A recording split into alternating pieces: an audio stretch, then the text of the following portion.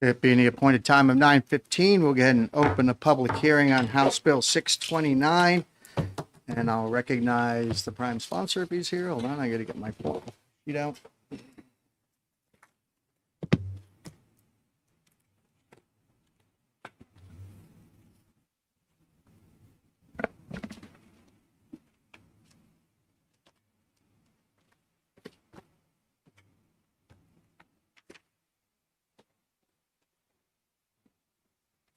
Thank you very much. Go ahead, sir. Thanks. Thanks, Mr. Chairman. For the record, my name is Peter Leishman. I represent Hillsborough 33, which is Peterborough and Sharon. I do have a handout that I'll give to Sonia to pass around. Oh.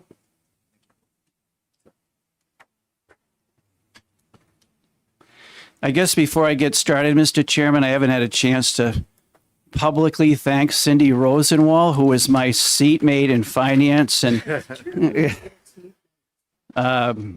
serving with her on fiscal for years. I don't know how we're going to make up for her loss since she's decided not to come back. But anyway, moving on to 629, this is a result of a study committee that was formed, and that's a report that you're seeing that being handed out. We worked on this for months back in 2024 with the help of the Department of Environmental Services and especially the Dam Bureau. I think all of you are aware probably we have an issue with many of our 276 dams in the state. We need about $16 million. Sure. Donovan, so I can hear.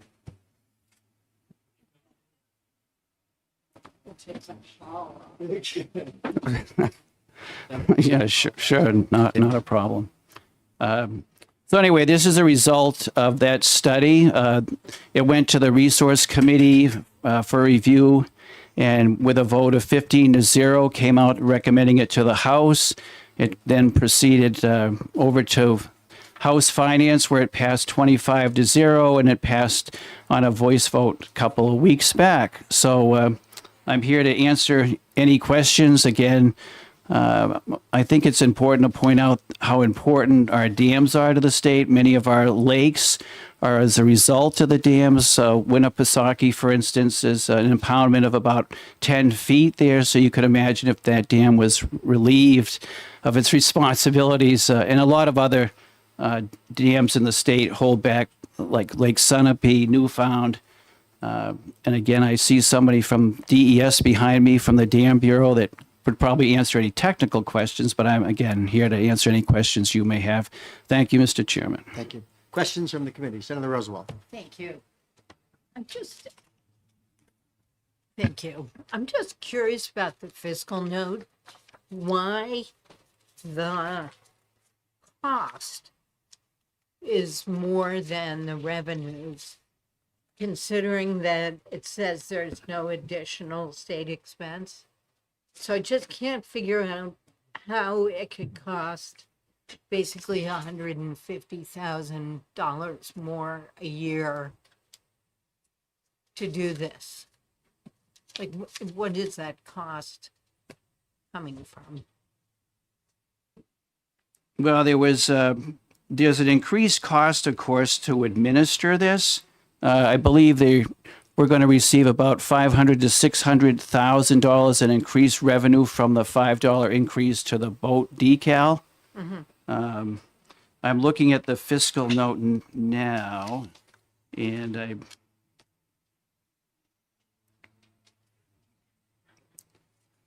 am not seeing that. Is your fiscal note dated February 19th? It is.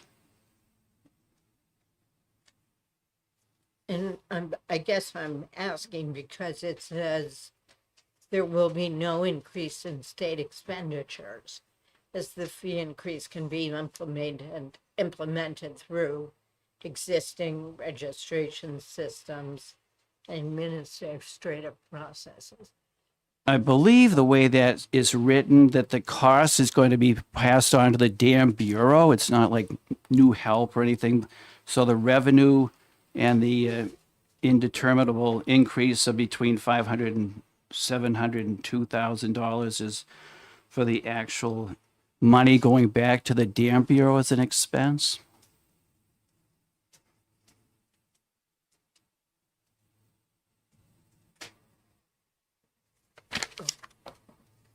Maybe we'll ask Dayton. Yes. Sure. Any Thank further you. questions? Senator? Thank you, Representative. How much is a boat decal now? There are varying rates based on the size of the boat, the horsepower of the boat. It's not, they vary. I've actually got a detailed description of the fees that are associated. So they're all over the place. It could be like $100 or less, but it's not, it's $5 on each one. There's 107,000, I believe, boats registered in the state of New Hampshire. And the fee is, it's all over the place. Again, it's based on size primarily. Thank you. Oh, wait, just one Sorry, follow-up. I'll just follow up. I actually did the research to find out based on boat length, You got it. the fees. So for 0 to 16 feet, it's $24. 16 to 21 is $34. 21 to 30, it's $52. From 30 to 45, it's $72. And for 45 plus, it's $92. So it ranges from $24 to $92. Under the current law, this would add $5 to every one of those. And one follow-up.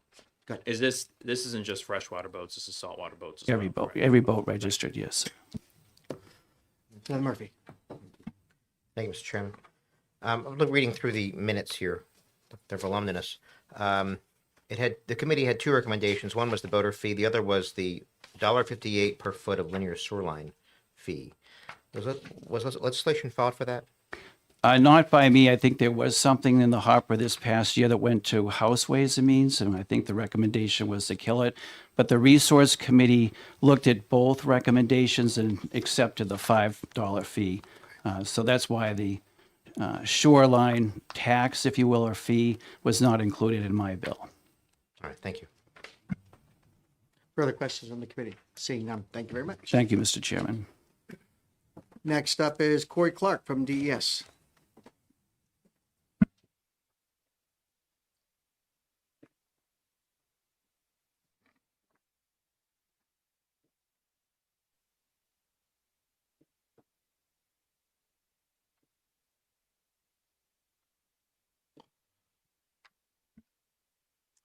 Good morning. Thank you for having me this morning. And for the record, I'm Corey Clark, Chief Engineer of the Dam Bureau at the New Hampshire Department of Environmental Services.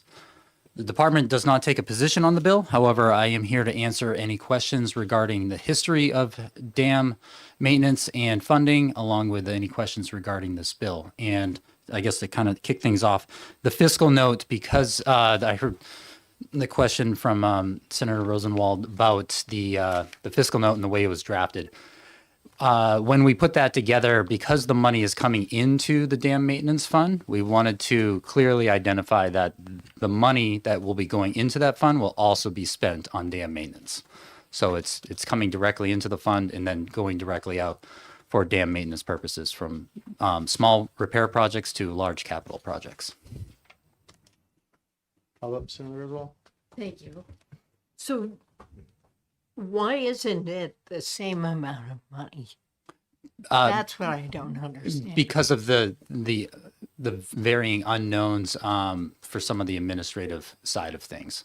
Because this is also going to come in through Department of Safety. They're going to basically, the way the current boat registration works comes in through Department of Safety, and then that will get transferred to the Dam Bureau. So that's why, and also some years we may also have large capital projects in which the full allotment gets utilized, and then some years not. So that's why there is that range in there. Further questions? Yes, please. So safety didn't comment on this fiscal note. Right, but you are correct on that one. I think it was just basically based on really the administrative side of things and the varying unknowns regarding that. I guess. Senator Murphy. Thank you. So I know a little bit about this issue. My question, and it's not related to the fee necessarily, and I'm sorry, please give me a little bit of latitude. I think we're the only New England state that owns a bunch of dams like this, aren't we? That is correct. How did Certainly. we get into this mess? So, taking a step back in time, so here in the state of New Hampshire, most all the dams that we know about in the state operate certainly on the big lakes. All those dams were originally constructed, and the water rights associated with those dams were all obtained by private companies. A lot of mill purposes. So in the 1800s, going into the early 1900s, there was a lot of interest in securing water rights for downstream mill purposes, and so a lot of the dams were built at that time. However, in the early 1900s, I believe in the 1920s, the state of New Hampshire became interested in making sure the state has some of those rights as well, or basically can secure those rights in the public interest. And so the Water Resources Board was created at that time, kind of a quasi-governmental agency in which they started essentially accepting these resources as companies found it less and less profitable either to continue to maintain these dams or operate these dams. Certainly as the electric grid was coming online, they found other sources of power. And so they no longer needed these resources, either for storage or for actual on-site hydro. And so the state took over through the Water Resources Board a lot of these sites. A lot of those transfers took place in the 1950s and 60s. If I may, Mr. Chairman, what did the other states do differently than us? I think a lot of the other states, they didn't have the Water Resources Board that was created with the sole purpose of basically stepping forward and taking these. I also think in a lot of other states, a lot of the large water bodies, I know, for example, up at in Maine, Moosehead Lake, that dam at the outlet of that lake is still operated by a private hydro company. It's used for storage purposes, but it's for downstream hydro. So for one reason or another, New Hampshire took on a lot of these, and really coming into the 1960s and 70s, there was a awakening, I guess, of how are we going to fund all of this and make all this work, because we've taken on a lot of assets and a lot of liability. When the energy crisis in the 1970s came about, there was a lot of push for hydro at that time. The state saw a lot of increase in hydro development, and at that time, the state, through the Water Resources Board, started actually leasing various sites for hydropower development. That's how the hydropower was built at Lakeport Dam at the outlet of Winnipesaukee, Lockmere Dam at the outlet of Winnisquam, and several others. At that time, the revenue that was coming in through the hydro generation because of the long-term power purchase agreements could cover the dam operational expenses and capital repair projects. However, come into the 2000 timeframe, a lot of those power purchase agreements went away through deregulation.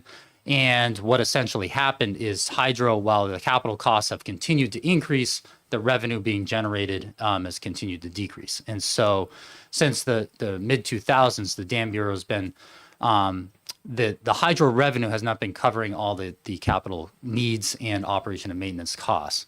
And so, for example, in 2004, the state had 12 hydropower sites that they leased out for hydropower generation. We are now down to 8, and probably going to see a couple more peel off as capital expenses and regulatory expenses increase. So that builds a little bit of the background of how we got to this point. In a lot of other states, like I mentioned previously, they're either continued to be owned by private companies, or in the cases in which a private company has decided they no longer have interest in that body of water, the Lake Association or some other body has stepped up and taken over ownership. So, a good example is there's been some pretty high profile dam failures in the Midwest in which they were private companies, the dams fail, the private companies don't have the ability to basically rebuild the dams, they end up going bankrupt. And in those instances, the communities themselves, through a long kind of legal process, have actually stepped up to help fund the dam reconstruction. So New Hampshire is definitely unique in a couple of regards. Further questions on the fee? I have one. So I can't remember what the name of the committee I sit on, but one of them I sit on, we do the divestiture of state property, and dams have been a pretty aggressive move to have the state divest themselves of dams. Are you guys still continuing that policy? Yeah. So I believe one of them, through CORD and long range planning, we've worked to Actually, there's a hydro site here in Concord that we've been working with that owner, really going on probably over 5 years at this point in time, of trying to transfer that hydro dam to private ownership. It's a kind of a unique site where they actually own a lot of the actual generating assets, so it really makes sense for them to take over the dam at that location. And then in other areas, we're actually working with communities in which either the state is trying to transfer the dam, or if the state has to do work on the dam, doing work on the dam, and then transferring the dam to the community. Because there's certainly instances, this happened up in, the biggest example is up in Warren, in which a dam failed up there. Fish and Game and DES had no interest in rebuilding that dam. Fortunately, that dam qualified for FEMA funding because it was a disaster declaration at that time. So the state took it on to rebuild that dam with the FEMA funding, and as part of the agreement, transferred that dam to the town of Warren once the dam was finally built and reconstructed. So whether it's that avenue or just simply having a dam in a community in which the community sees a resource that they want to preserve, certainly the state is offering those resources and those dams back to the communities if they so choose. I just remember voting on transferring ownership of a bunch of dams in the last little bit. So on that, it's long-range planning. Yeah, and the other thing that we've been doing a lot more of, and this is more on the operational side, and we've been going to long range, is through easements, essentially, making sure that we have the proper easements. So when we have to go do these repairs and reconstruction, along with power easements. So I believe actually coming in June, we're going to be going to long range, in which there's 3 dams in which we are just trying to clarify the easements to bring power into those sites. So, But you are continuing the process of divesting the state of these dams where applicable. as much as we possibly can, yes. One last question. Do we have lake associations in New Hampshire that own lakes that are buying these dams? We have not had any in which that are taking dams, either buying or transferring from the state, but there are certainly lake associations in New Hampshire that own the dams at the outlet of their water bodies. So, like, for example, Forest Lake in Winchester that failed during July of 23 a couple of years ago, that dam was actually owned by the Lake Association, and they had to raise the funds necessary to repair that dam. So, like I mentioned, in other states, there are similar instances in New Hampshire in which lake associations, for one reason or another, have ended up with the ownership of those sites. Thanks. Senator Roosevelt. Thank you. It seems to me if Lake Winnipesaukee has a dam that keeps the water 10 foot higher than it would otherwise be, the homeowners have a huge incentive to keep that dam going. So I'm sort of following up on your question and Senator Murphy's of what if the state just kind of said, we don't have the money to repair these dams, and oh, guess what? If the dam fails, the lake level is going to decline by 10 feet, and there goes your property value. I think the lake associations would have a big incentive, wouldn't they, to take over those dams? Yeah, just not so much speaking on the on who benefits the most out of these water bodies, but it's certainly true. A lot of the water bodies, all the lakes, whether it's Winnipesaukee, Newfound, Squam, Sunapee, they're all impounded by a dam to some degree. In a lot of instances, the outlet of that dam was either channelized or dredged back when the dam was built because the power companies wanted to have as much of that water available to them to use for downstream purposes. So the result of that is, yes, if those dams fail, those water bodies are likely going to be lowered by some degree. In some cases, it's simply 5 or 6 feet. In other cases, it's 20 feet. We're working on trying to repair Pawtuckaway Lake. There's 4 dams that were built in the 1800s on that lake, and we're going to have to lower that lake by 20 feet to do the repairs. So if that dam, the main dam on that lake, was to fail, then that water body would actually drop about 20 feet. So that's certainly one of the challenges of owning these sites and operating these sites is a lot of the lakes that the public enjoys, whether it's waterfront property owners or it's others, The water that is there because there's an artificial or man-made structure creating that level that they enjoy. It's a lake center. I get lots of phone calls. So when Franklin lowers their, I'm opens sure their you do, dam, and- Silver Lake yes. drops, and all of a sudden everyone's boat's sitting on rocks, and I get the phone call. So, and yet Belmont and Tilton have no control over whether Franklin lowers the water. And so there's been some concern about how we manage that and how we deal with that. And I've had a few conversations with DES about this and the management of that lake. So, any further questions? Seeing them, thank you very much. Thank you so much. Is there anybody else who wishes to testify on House Bill 629? Seeing none, I'll close the public hearing on House Bill 629. And give you, Sonia, a minute to reset.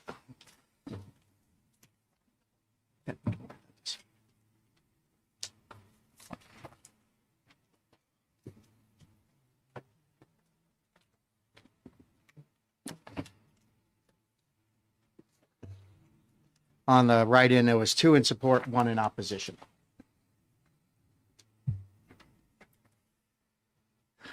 You ready, son? We'll open the public hearing on House Bill 1301. And I'll, the prime sponsor, Mr. McDonald, is he here? Come on up.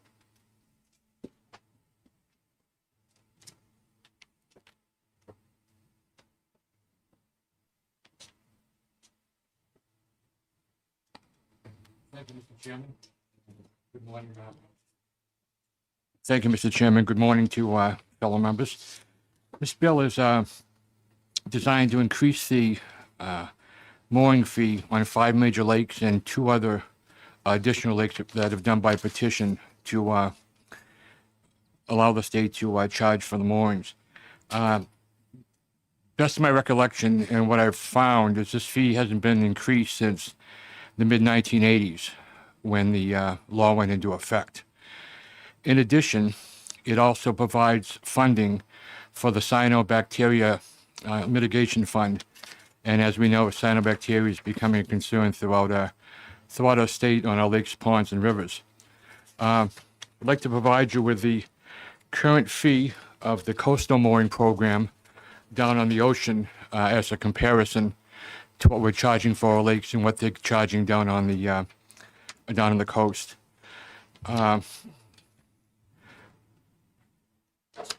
I don't think that we could do all the processing for the original $25 that the fee was originally used for. Provides half of the increase will go to the cyanobacteria, and the other half will go to the Safety Navigation Fund. As you can see from the coastal mooring fee program, they've just adopted these rules and increase in fees on March 17th of 2026, and there's a big difference. Just the initial application fee is $50. Then it's $15 a foot with a minimum of $200 for a mooring down the coast. And I guess I'm available for any questions you folks may have. Questions from the committee? Seeing none, thank you very much. Thank you, sir. Next up is Captain Unlevy, I believe it is, from Marine Patrol.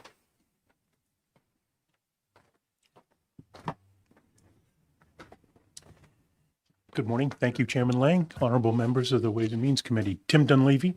I'm here representing the Department of Safety Marine Patrol this morning.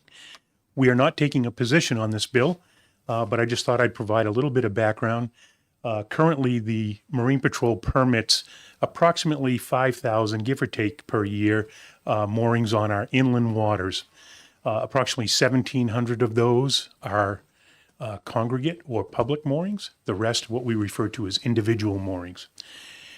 The differences are this. Your public moorings are those that are part of a congregate field that are reserved for transient boaters. There's only one of those public fields in the state, and that is permitted to Faye's Boatyard in Guilford on Lake Winnipesaukee.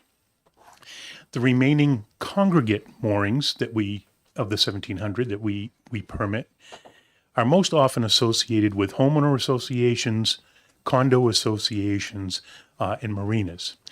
And the definition of a congregate mooring field is when you have a field that consists of more than 4 moorings in the field. That field goes through an application process, a public hearing and review, and ultimately that field is only permitted with the approval of the governor and council. And then we have individual moorings. Individual moorings are owned or permitted to individual shorefront property owners who have a deeded frontage on a body of water requiring the permit, and they can, depending upon what they have for frontage, demonstrated need for moorings, they can have up to 4 individual moorings permitted to be placed in front of their property. Aside from that, we have the initial statute that required permits on our 5 major lakes, Winnipesaukee, Winnisquam, Squam, Newfound, Sunapee, and then the legislature empowered the Commissioner of Safety to conduct public hearings if the commissioner were to receive a petition of residents looking to have their body of water added to the mooring permit program. So we are now up to 8 bodies of water statewide that require the permit. I'm happy to answer any questions that you may have of me. Questions from the committee?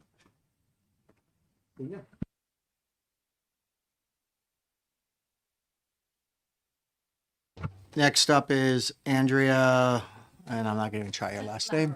Thank you, from the Hampshire Lakes Association. Good morning, Chairman Lang and members of the committee. I'm Andrea Lamoureux, President and Policy Advocate of New Hampshire Lakes.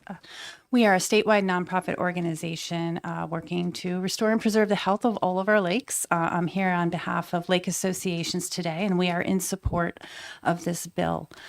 This bill in particular would raise funding for the Cyanobacteria Mitigation Loan and Grant Fund, which the legislature passed a couple of years ago. That fund has helped lake associations protect, battle against cyanobacteria blooms to benefit everyone using those lakes.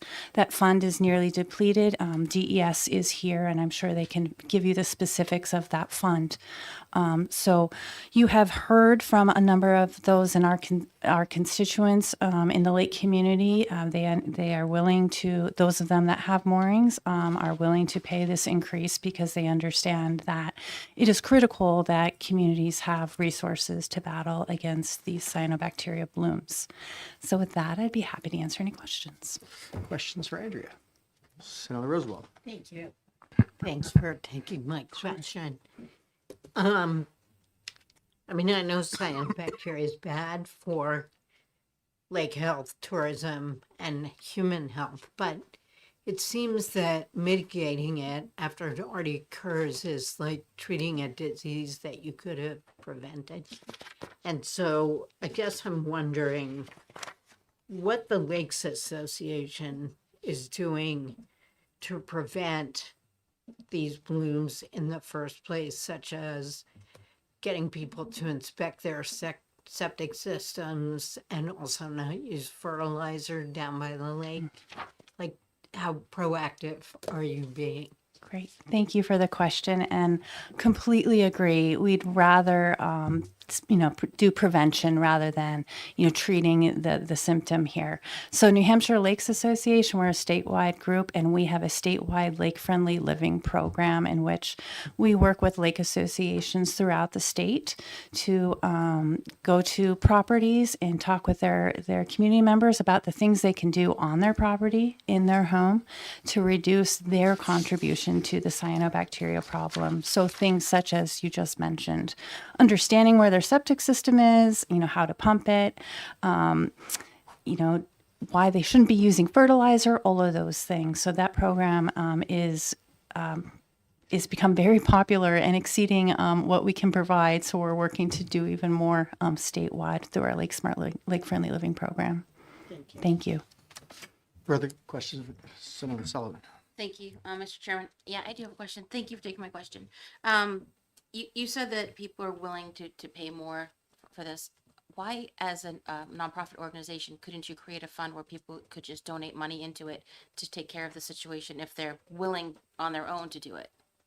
Thank you for the question. And I think that would be a question for the state. And I know that for some state programs, there can be money donated to state programs. With that said, I will also say that lake associations are already donating money. Towns are already donating money to remediate cyanobacteria blooms, even with the Cyanobacteria Mitigation Loan and Grant Fund. Usually, when the state gives a community, a grant, there's a matching. Often, that grant is matched by local individuals, lake associations, and municipalities. So I would say that locally, municipalities and individuals are already paying, and they just need more support. Thank you. Follow up. Anybody else? Thank you very much, Andrew. Thank you. And we'll have DES come up, both David and Amy.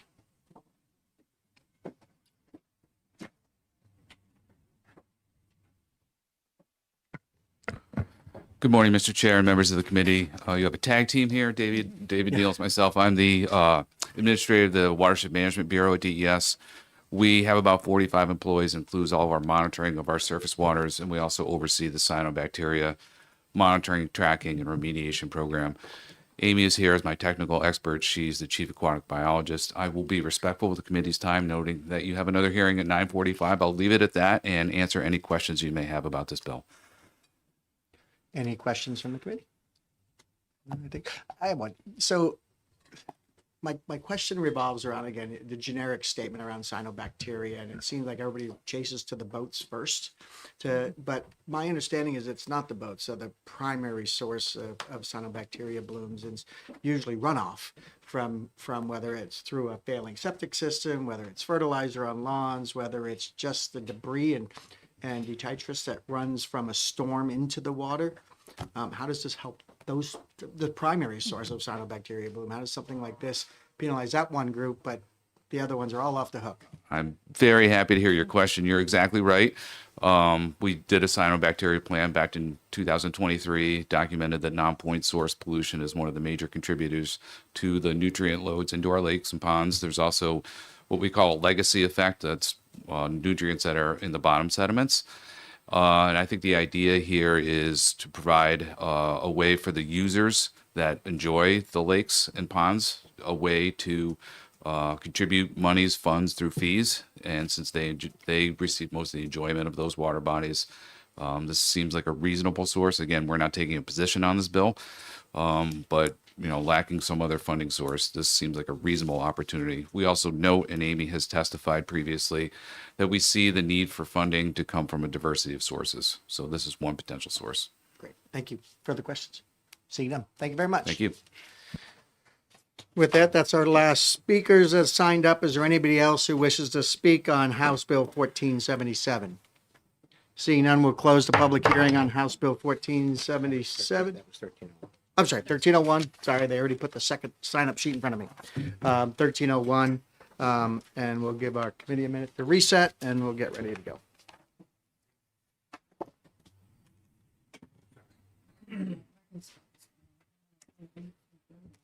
Yeah, I noticed.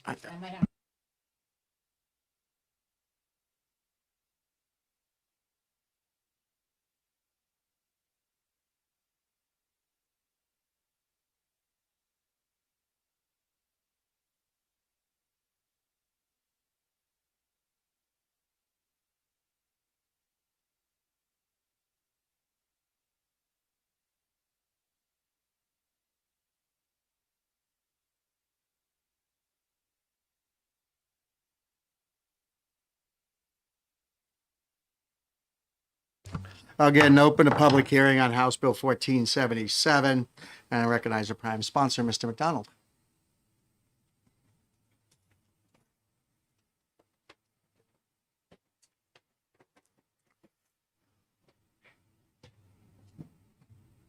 Good morning again, Mr. Chairman, committee members. My name is John T. McDonald, and I represent the communities of Wolfboro and Tuftonboro. I'd like to give out a handout for the committee, actually two.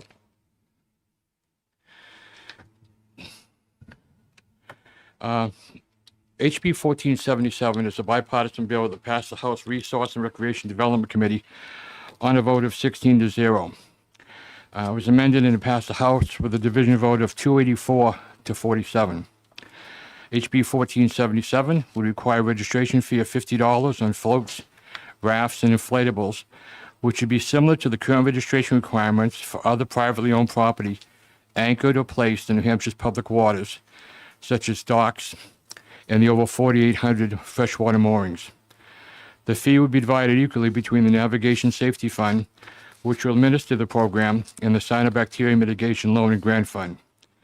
The Cyanobacteria Fund was established back in 2027, and at that time, $1 million was placed under it. Presently, the fund has dropped to approximately $200,000, with no current additional money earmarked in the current state budget to replenish it. The fund is desperately in need of a consistent revenue stream to address the growing number of our state-owned waters facing toxic cyanobacteria blooms. The fund is available for use by all New Hampshire municipalities, community water systems, and nonprofit lake, river, and watershed associations. The fund may be used to provide grants or loans for watershed remediation, stormwater management, education, and lake treatments. I recently learned from a fellow colleague that GIS analysis for the areas within 75-foot setback of the high water mark on bodies of water greater than 10 acres, which are considered state-owned bodies of water, that New Hampshire DES estimates that there are 50,000 shorefront properties. An aerial on-ground observations estimate 25%, or 12,500, would have an anchored seasonal platform. Thus, $625,000 a year would be raised annually by these fees. Some folks will say, isn't this a new tax? It's not, it's a user fee.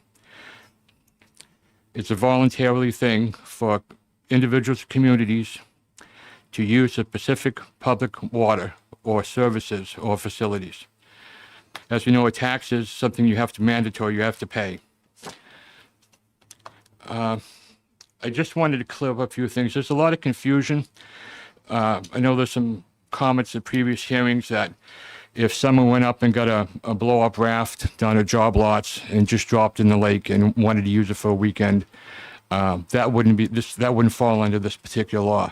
As you can see, some of these rafts are pretty extensive. This one here is called the Iceberg. Measures 26 feet in length, 20 feet in width, height of 21 feet, and it requires a depth of water of 12 feet, and it costs $7,499.95. These are placed, in my opinion, permanently on the lake from ice out, or basically middle of May probably, until the first part of September or October.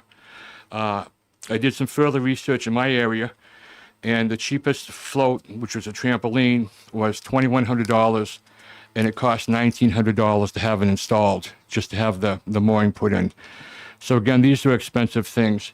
I'm not going to refer to them as toys, but probably as activities. And you'll see some other examples where it says lakefront mini parks. Give you, again, the cost, $12,000 to $7,000 to $9,000. I would ask the committee to please support this bill so that we can get some necessary funding back into the Cyanobacteria Fund. As I mentioned, it's around $200,000 right now. This should be a consistent funding. Thank you. Questions from the committee? Senator Roosevelt. Thank you. I have two questions, if I can. How do you define adjacent in line 4 of the bill? Is there a certain amount of footage from the shoreline that the floating thing would have to be within, like 100 feet or 90 feet or 80 feet? What if it were 150 feet away from the shoreline? Would that be subject to this, or does adjacent need to be defined? I don't think, Senator, thank you for the question. I don't think that the Marine Patrol would allow something to go out that far, the 150 feet. There'll be the determining factors, whether they qualify for the permit or not. Okay. So okay. My second question, if I could. We seem to be talking only about cyanobacteria this year, both here and in energy and natural resources. And so I just wonder about whether we're ignoring invasive species such as Asian milfoil, those tiny little clams that are invasive, and some other invasive species that are going to do damage to our lakes.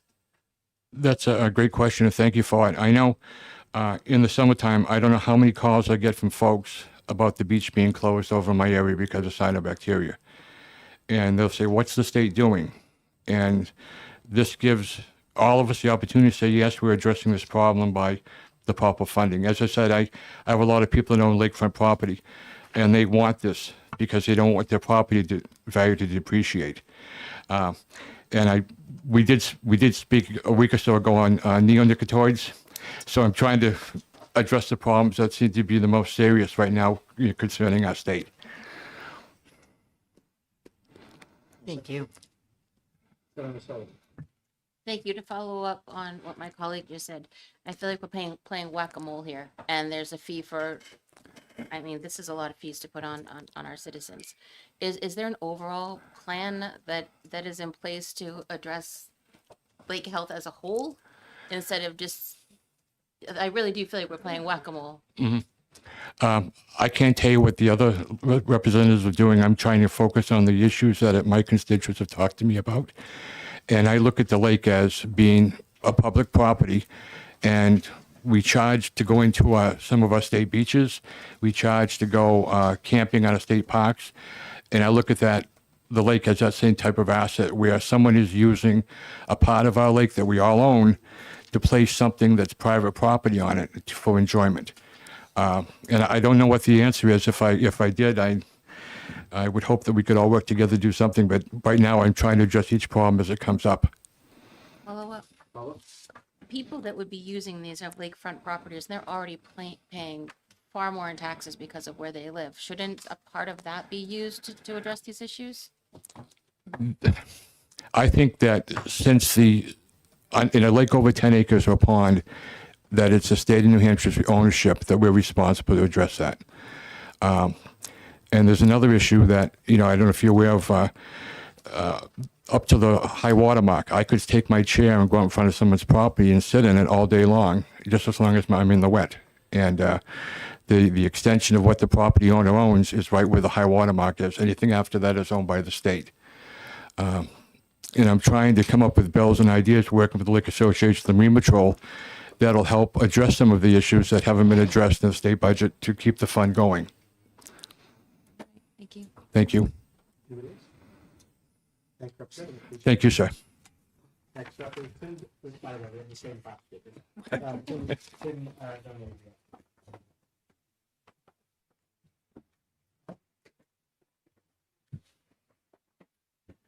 Good morning again, Senator Lang, Mr. Chair, honorable members of the committee. Tim Dunleavy coming before you today from the Department of Safety Marine Patrol. Again, we are not taking a position on this bill, but for information purposes, I will tell you that Marine Patrol currently does regulate seasonal platforms. A few years back, we saw an explosion. The legislature recognized the explosion in the technology and the advancement of these types of water platforms for recreation. And so through legislation and rulemaking, we have the authority to regulate their placement, who can put them on our public waters and who can't, when it was once unregulated. These platforms range from everything from the old 8x8 plywood swim raft that had 55-gallon metal drums for floats to now we're looking at examples that you have before you this morning. And we are seeing more and more of them. Marine Patrol currently relies on the estimate of DES for over 12,000 of these, potentially statewide. We know we have 5,000 moorings on just 8 bodies of water. While those are the larger bodies of water in our state, we know there are thousands more of these inflatable platforms on our waters. I'm here to answer any questions you may have this morning. Questions from the committee? Senator Thank you for taking my question. If I have one of these blow up platforms, but I pull it into my beach every night, do I have to still get that registered? I would say based on the language, if it's placed on public waters, then yes, you would. Follow up? So let's say I have a dock that extends 20 feet out or so. Now, even if it's next to the dock, attached to the dock, do I still have to get it registered? I would say no. Based on the definition of the platform, it has to have its own anchoring system and tackle. With all due respect, Senator, great question. I think the idea of it being placed during the day and taken out overnight, there are very few of these devices that make it that easy to anchor them and then remove them, that somebody would go through that effort to do it on a daily basis. $50 maybe. Yeah. Absolutely. Very good point. But if it's attached to the dock, it does not meet the definition. Thank you. Certainly. Any follow-up questions? Senator Roosevelt. Thank you. Why does the state currently only regulate 8 lakes? Thank you for your question, Senator. The legislature, when they passed a law on moorings, identified the large bodies of water first. Their intent was to start regulating or permitting moorings on those lakes, and then they left it up to the public to decide whether they wanted bodies of water beyond those first 5 to be part of the program. And that's where the rulemaking authority was granted to the commissioner, but only after the public hearing and public petition process. We have had 3 that have been successful. There's another body of water, Pleasant Lake in New London, where a petition process was engaged, and based on public opinion, the adding that lake to the list of permitted bodies of water was denied.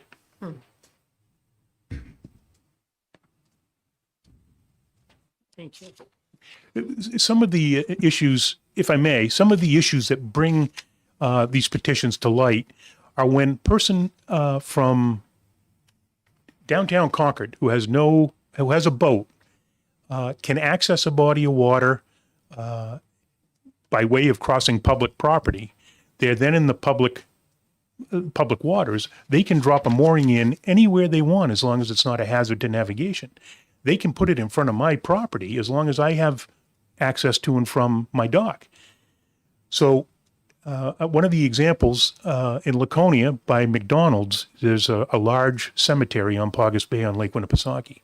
Before the mooring permit law came to be, on a weekend, you could not find a parking place in that cemetery because it has several hundred feet of frontage on Paugus Bay. People were dropping moorings in off of that frontage, didn't have shorefront property, and there was a huge mooring field, and they were parking in the cemetery lanes. That was one of the extreme examples that we used before the legislature, saying it's time to do something to control these. So how close would you consider adjacent for the purposes of this bill? Thank you for the question. I think it has to be based on a case-by-case basis, and I'll use examples. 150 feet is sort of a known distance for boaters because they have to be that far from shore or the end of a dock before they can travel greater than no wake speed for safety purposes. So we'll first look and see how close is that float to being 150 feet from shore and impacting navigation.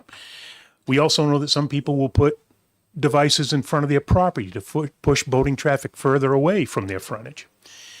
However, you can take places like frontage in front of Eloquia State Park or Long Sands over on Lake Ossipee, where there are 300 to 400 feet of water from shore that you're still only in 2.5 to 3 feet of water. Mm-hmm. And so we know that's not a safe depth for someone to be jumping or diving off of one of these platforms.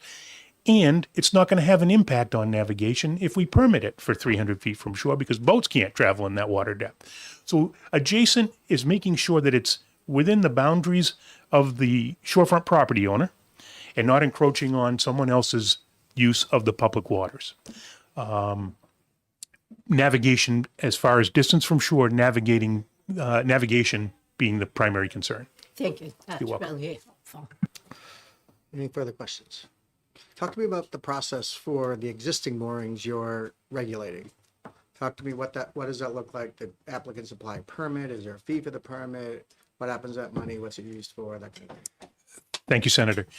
If a person wishes to have a mooring in front of their home, they have to provide, they have an application process, a one-time fee of $125. That covers the first year. They have to provide evidence that they are the shorefront property owner by way mostly of a deed, and that they have a justification or legitimate purpose for the mooring itself. The preamble to the mooring statute established by the legislature opens up by saying to prevent the undue proliferation of moorings on the public waters, a permit must be obtained. So a justification for the mooring may be someone who has 3 boats. They have a traditional permitted dock with 2 slips due to water depth, legitimate reason for a mooring. Island residents who have visitors and they have multiple boats, same thing. It may be the nature of the shoreline that's very rocky or very steep, where docking can be very difficult. And water depth. We'll look at water depth as reasons. If that justification can be made, we will issue them the permit that is good for the life of the ownership of the property. Until the ownership of the property transfers, it then becomes only a $25 renewal fee each year. The initial cost being $125 for the first season. I hope that answers your question.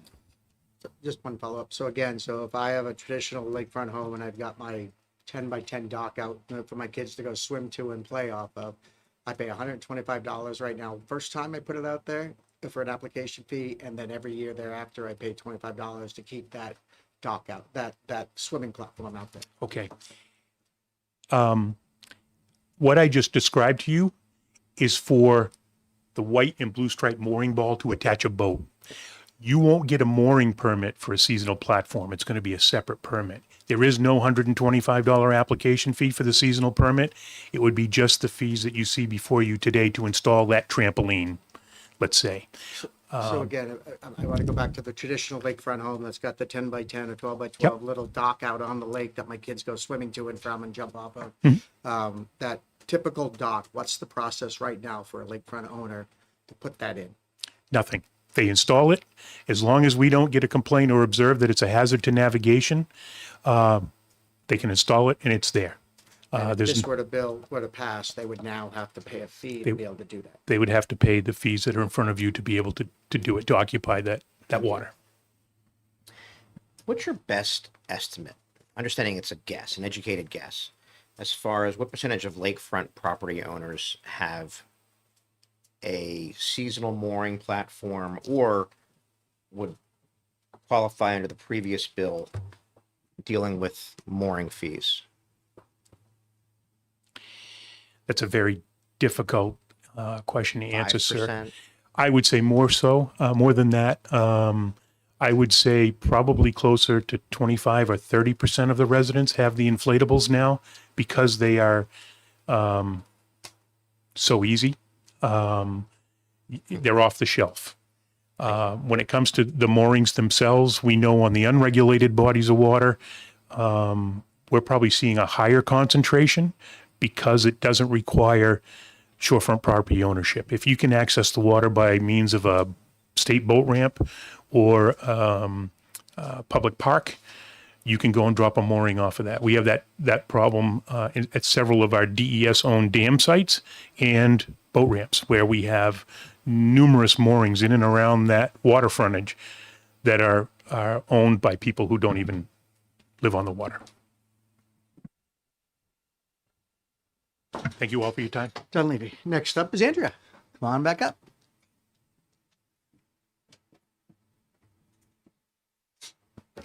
Good morning. I'm Andrea Lamoureux, President and Policy Advocate for New Hampshire Lakes. Nice to see you again.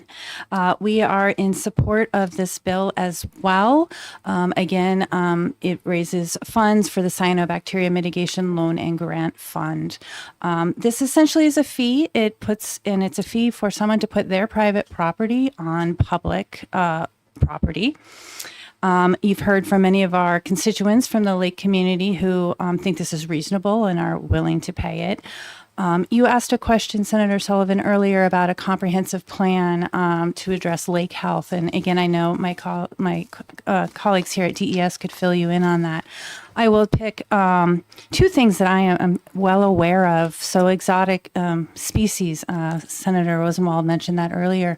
The state does work with local communities in the management and prevention of exotic species, and that is primarily funded by user fees, boat registrations.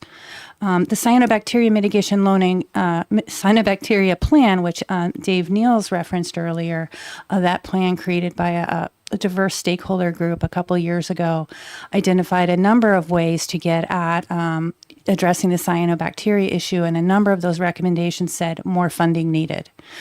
So there is not an overarching funding source really readily available for lake management in general, and therefore we are left with these user fees, and coincidentally, some of these user fees, the lake public who's paying attention and understands the seriousness of this are willing to pay those reasonable fees.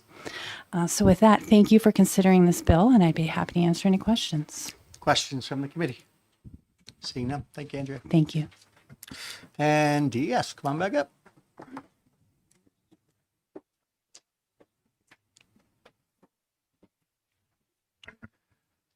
Good morning again, members of the committee. My name is David Niels. I'm the Administrator of the Watershed Management Bureau. Amy Smagula is here with me. She's our Chief Aquatic Biologist. Amy has prepared a nice handout, so I'm going to pass that around to members of the committee for your review. I don't really have anything to add, so I'm just going to turn it over to you guys to ask us questions. Again, Amy is a technical expert on cyanobacteria, and I did author the 2023 cyanobacteria plan that was produced. So happy to answer any questions. Questions from the committee? Senator Sullivan. Thank you, Mr. Chairman, and thank you. I'm learning a lot about this today. So we heard that a lot of the problem with the cyanobacteria is fertilizer and runoff. Are there things in place where if people that have lakefront properties use fertilizer, they are fined for doing that? Because that seems to be that they're creating the problem. So if they're creating the problem, then they individually should be on the hook. They should be responsible to the people that are sharing the lake with. Is that something that's happening now? Go ahead. You go ahead. Okay, thank you, Senator Sullivan.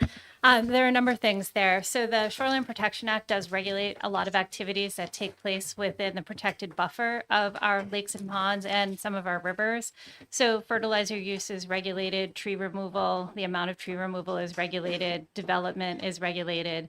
So there are protections in place, and if there are violations there could be fines associated with that. So it is all nested into that. There are no fertilizers that are allowed to be used within 25 feet of a surface water, a high water mark of a surface water. So there is a protective measure there. I do want to address one of your other questions where you were asking about, well, why just cyanobacteria? How about comprehensive lake management? And we do see cyanobacteria as that visible symbol that something is wrong with our lakes. So while we focus on that as that visual, it is a sign that there are built up nutrients and sediments and other things in our lake. So a lot of the activities that focus on cyanobacteria seek to address all of those things, like the fertilizer, the tree removal, the erosion, the runoff. So it is much more of a comprehensive approach at management of our lakes so that we can maintain their health for the long term. Further questions? Seeing none. Thanks very much. Is there anyone else who'd like to speak on House Bill 1477 that did not sign up? Could we ask Mr. Dunleavy to come back? Certainly. Mr. Dunleavy, can you please return to us? Thanks. Senator Rosenwald has a question. Thank you. Thanks for coming back. So we've been talking only about the cyanobacteria part, but half of this fee goes to the Navigation Safety Fund. Am I right that A, it's generally funded, and B, that this is the unit that puts out the navigation safety buoys? Or is the Marine Patrol on the lake a lake? Thank you for the question, Senator. First of all, the Navigation Safety Fund is a dedicated revolving fund where revenues generated for the fund are from the users, primarily boat registrations and boating education fees. We are not general funded in any way. Secondly, the portion of the navigation fund, which I would say is the umbrella fund from which our operating budget comes, will support enforcement.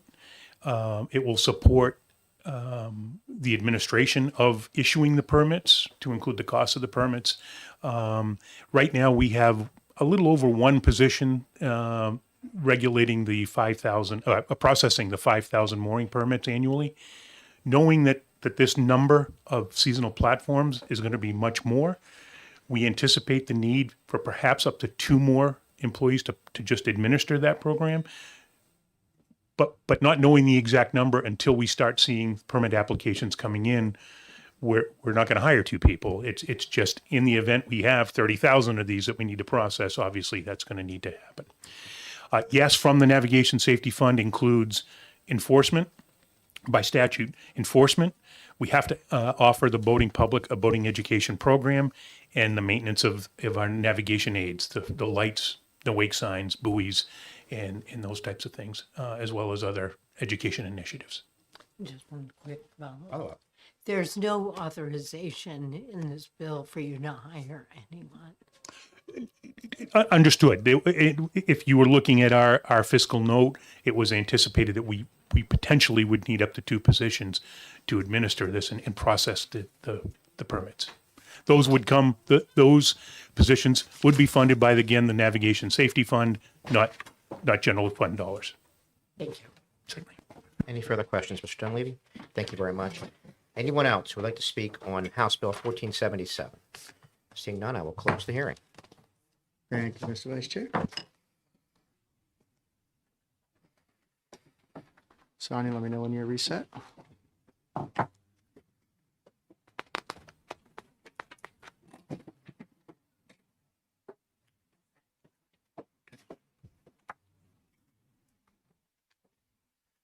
Thank you, Senator.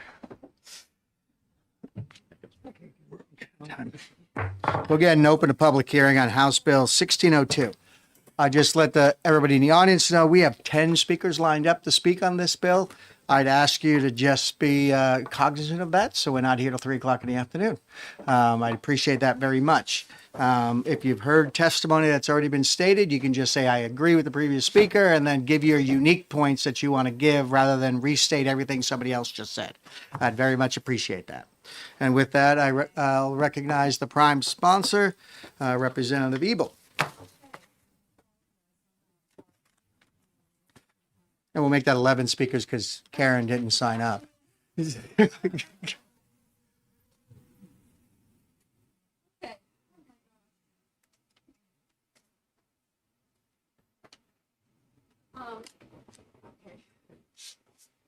For the record, my name is Karen Ebel, Representative Karen Ebel, and I represent Merrimack District 7, which is New London and Newbury. And I do have some documents I'll just pass out quickly. How many do you usually want?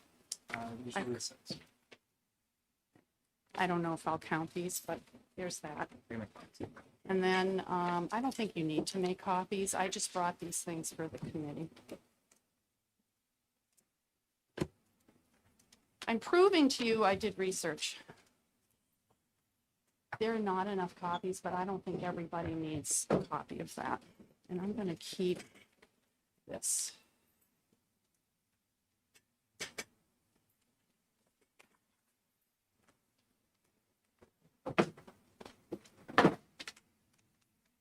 There you go. Okay. I will try to make that happen. Thanks. All yours. Okay, thank you. Well, thank you very much for the opportunity to talk about this bill this morning. There certainly has been a lot of discussion, and honestly, it's hard exactly for me to know where to start. So I'm gonna, and I'm introducing HB 1602, which would create a recycling program for batteries. So I'm going to start from the beginning. And why did I bring this bill forward? The answer is simple. It's fire. I'll say it again. It's fire safety. Lithium batteries are a tremendous tool, but when they get into the waste stream, they present a big hazard, and that's the crux of the matter. I'm the chair of the State Solid Waste Working Group, and it's our job to find solutions to the state's solid waste issues. If legislation is needed, I've traditionally been the one to introduce it because I'm the chair. We've been having nuanced discussions about lithium battery safety and what to do off and on in that group for 2 years. I remember very well Waste Management's Northeast Director, Steve Podgy, raising his hand almost 2 years ago when we were talking about the big problems with waste. And he said, lithium batteries, fires, we have to do something. So the first step was to introduce a lithium battery disposal ban. And we decided to work on that to try to correct, at least get people to know that they shouldn't be throwing these things away. We already have a ban on the disposal of car batteries and electronic waste, but there's no convenient, consistent method for the collection of lithium batteries now that we've banned them.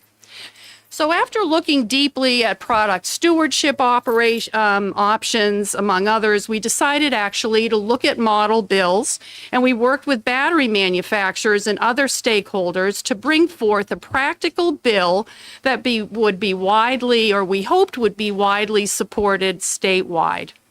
A bill that could promote fire safety, reduce property damage, and protect health and safety of solid waste workers and first responders. A bill that could relieve property tax burdens for our towns, citizens, and businesses who have to deal with the difficult disposal as well as spiking fire insurance costs. A bill that could reduce toxic materials going into our landfills. A bill that involved no taxes and no fees. A bill that would cost the state nothing. A bill that would not affect consumer costs. HB 1602 is that nonpartisan bill. And for all these reasons, the list of supporters is long.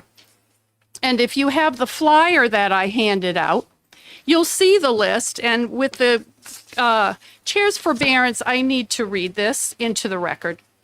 Professional Firefighters of New Hampshire, New Hampshire Association of Fire Chiefs, New Hampshire Fire Marshal, the BIA, the Rechargeable Battery Association, who represents battery manufacturers, Androscoggin Valley Regional Refuse Disposal District, Waste Management, Casella, Wind Waste Innovations, the Municipal Association, the National Waste Recycling Association, the New Hampshire Academy of Audiologists, the Society for Protection of New Hampshire Forests, the New Hampshire Lakes, the Nature Conservancy, New Hampshire Audubon, Conservation Law Foundation, the New Hampshire Association of Conservation Commissions, Collaborative Solid Waste Strategies, Appalachian Mountain Club, the City of Nashua, the City of Merrimack, the City of Rochester, and Pelham. This is what I know about. I don't have insight on what you may have received separately. And I would say to the committee that that's a really important list to be considering when we do that. So a lot of folks are here today and they can comment on why they support the bill. DES is here and can answer questions about the bill because they provided technical guidance on this. And for all the reasons I've mentioned, in the face of very strong opposition, the House passed this bill with a resounding bipartisan vote, 264 to 72 the first time and 244 to 112 the second time. So here we are, and I guess rather than going through the details of the bill, because I think you're fairly familiar with product stewardship at this point, I want to go ahead and dive into the belly of the beast. Does this bill create a tax? Because there are many assertions that it does. Now, I'm a lawyer, as is the governor and many other folks around here. The commonly accepted definition of tax is the one the Tax Foundation website has. The Tax Foundation defines a tax as a mandatory payment or charge collected by local, state, and national governments from individuals or businesses to cover the costs of general government services, goods, and activities. There is no tax in the commonly understood definition of that term. Now, if I would urge you to go ahead and look at the fiscal note associated with this bill, and you will see there's really no money going to the state. In fact, as I said, one of my goals here was to make sure this costs the state nothing, and it doesn't. Everything that is incurred by DES in their limited oversight capacity is reimbursed. So I've come to understand that there are those who believe that this bill does create a scenario at the request of the producers where they're required to fund a battery stewardship organization to collect batteries. In that context, they're saying that that is a tax. Again, this is not the common understanding of the word tax. The state is getting nothing. So who actually is being taxed in this scenario if you buy this version of the definition? Just because the government is involved, they're saying that it's a tax. So who's being taxed? The producers are being taxed, right? Because they're the ones that are funding the battery stewardship program. I'm not saying I believe it's a tax, but this is how the theory goes. So the producers are the ones whose model bill I'm bringing forth. They're the ones who support the bill. So under this scenario, there are no consumers being taxed. It's the producers, and the consumers benefit.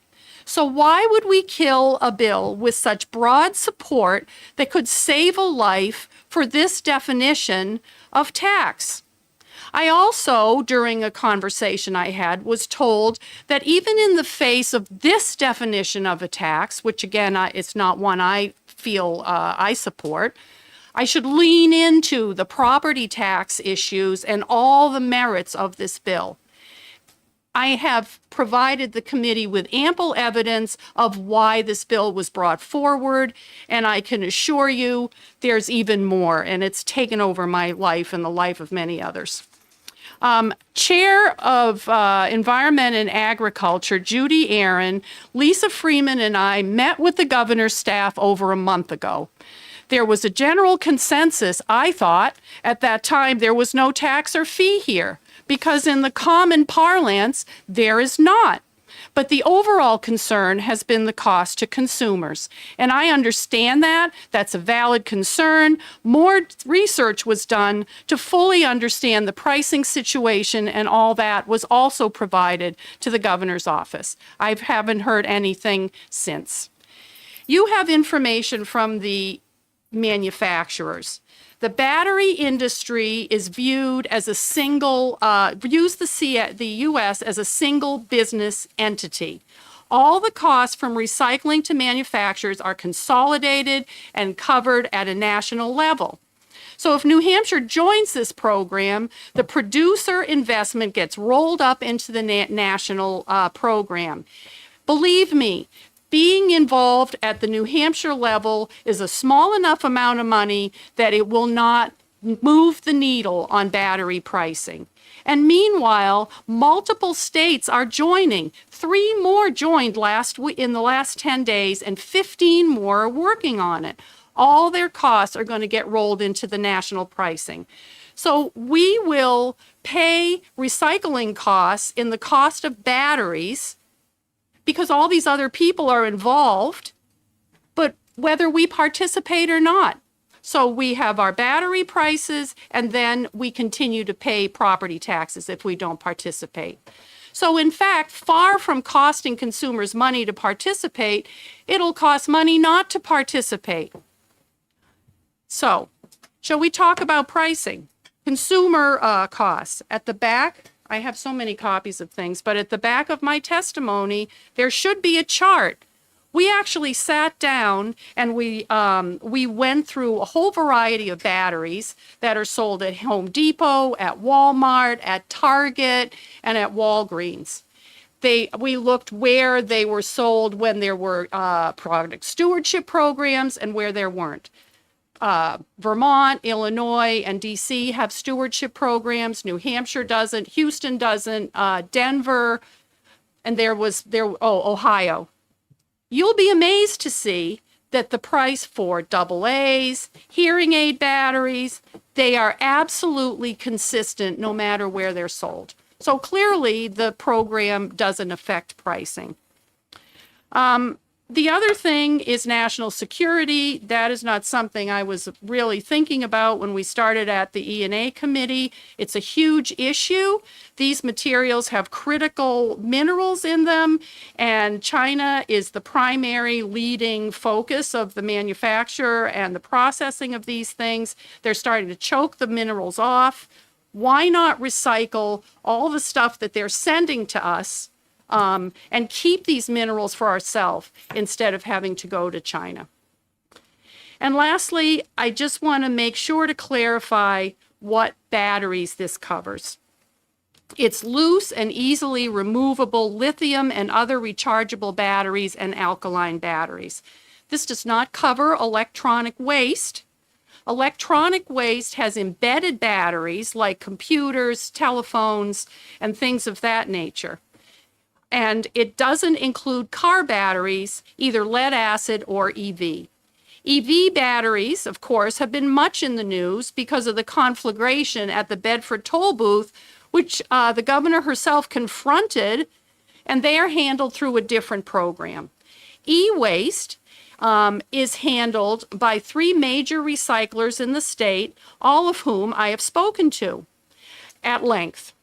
This bill doesn't affect their business, except that in many ways, honestly, they'd be happy not to have to deal with loose batteries at all.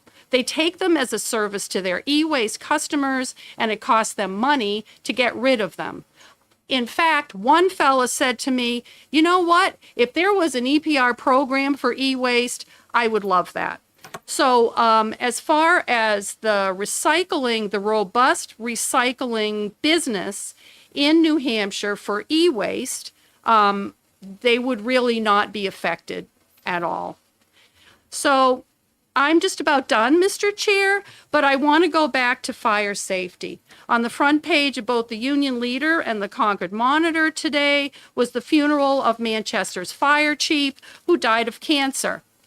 And he faced a lot of smoke inhalation in his life. And I also want to draw attention to the fact that just last week or so, there was a big, wonderful event where they were talking about New Hampshire's cancer screening program. And this, as you know from the professional firefighters letter, would help to cut back on caustic, toxic fire and smoke when firefighters go in and have to fight the fires. So I just want to end on a personal note. My father was a volunteer firefighter for 50 years of his life. I know something about what these guys face, even though I've never been involved directly in a fire. It takes courage, and they face personal risk. And I think we should do what we can to help them. I also personally was involved in fire. It affected my life. It affected my parents' lives. My father's woodworking shop, he had about 7 people in there. It burned to the ground in 1969. It was underinsured. We almost lost our house. Our family was in financial stress for years, my parents throughout the rest of their life. And I tell this story not because I want any pity, because I don't. I just tell the story because I understand firefighters. I understand what a horror it is to have a fire in one's life. And I also have deep concern and respect for the consumer cost, and I wouldn't do anything that I would feel would burden working families or the affordability of their lives. So thank you very much for listening, and I'd be happy to answer any questions. Questions from the committee? Senator Sullivan. Thank you, Mr. Chair. Thank you for your testimony. My husband's uncle and grandfather were career firemen in Lawrence, so I do appreciate the service. My question is, and I mean this with all due respect, I don't understand why we need this program. Like, I get batteries for things at appliance for tools and stuff at Home Depot. When I'm leaving, there's a container right there that I am aware that when this battery's life is over, I can return it there. And there's other, Staples has a program. We've got several companies that have these programs all across the state. And there's even a company where you can call them and they'll come pick it up. So I don't understand the need for an extra program. And would that hurt, sorry, two-part, would that hurt the current collection programs that we have? Thank you. So let's just start from the fact that I realize that there are ways that people can get rid of batteries now for free, and also e-waste, because a lot of these places that collect the batteries also collect the e-waste.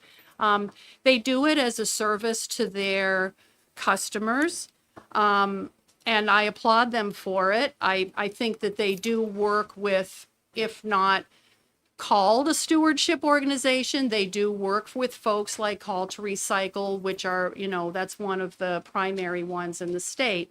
And they also do bring them to the town. I mean, if you went to the town, you could also get it for free, but the town obviously is defraying the costs. So that's the system that we have now. It's a fractured system. People have to know where they can take their batteries. And there are still fires. So if I listen to the waste management folks, to the transfer station folks, to the first responders, even though that system works, it's not a broad enough system to accommodate all the batteries that are out there. So I agree. There are options to get rid of them for free. The company that you called to take the battery, I don't know if they take it for a fee or not a fee. There are independent collectors that do collect them for a fee, and they can continue to collect them for a fee. Nobody else is telling them that they can't. But just going back to why this bill was introduced, we were responding to a concern that existed among all the supporters of these batteries, and they don't believe, and I don't believe, that the current collection system is adequate and sufficiently protective from a fire safety standpoint. Yep. One second, I want to follow up on our discussions. Almost, okay, please. So, I'm going to follow up along that line of questioning, because this is my concern. I'm going to self-inflict a wound here by saying, unlike the paint bill, where there is no universal anybody in the state that's collecting paint for free, you know, that was a different discussion. But this one, my concern is, again, that number one, if disposal is the issue, and we have a plethora of free disposal sites across the state, I'm just like Staples, Best Buy, Batteries Plus, O'Reilly's, Call to Recycle, and those are just the ones I could find within 2 miles of the State House that have availability to pick up, to drop off, or to call and get picked up any battery waste you have. O'Reilly's goes so far as on car batteries, you have to pay a core charge, and you don't get your money back until you bring back the battery to be recycled. Right. And so car batteries are kind of taking care of themselves by That's core true, charge. and they're excluded. So given the plethora, and if disposal is the issue, we have all of these disposal sites, how is providing more going to make it any better? Well, I mean, I agree with you, and this is what Senator Sullivan said. I'll just go back to what I said originally.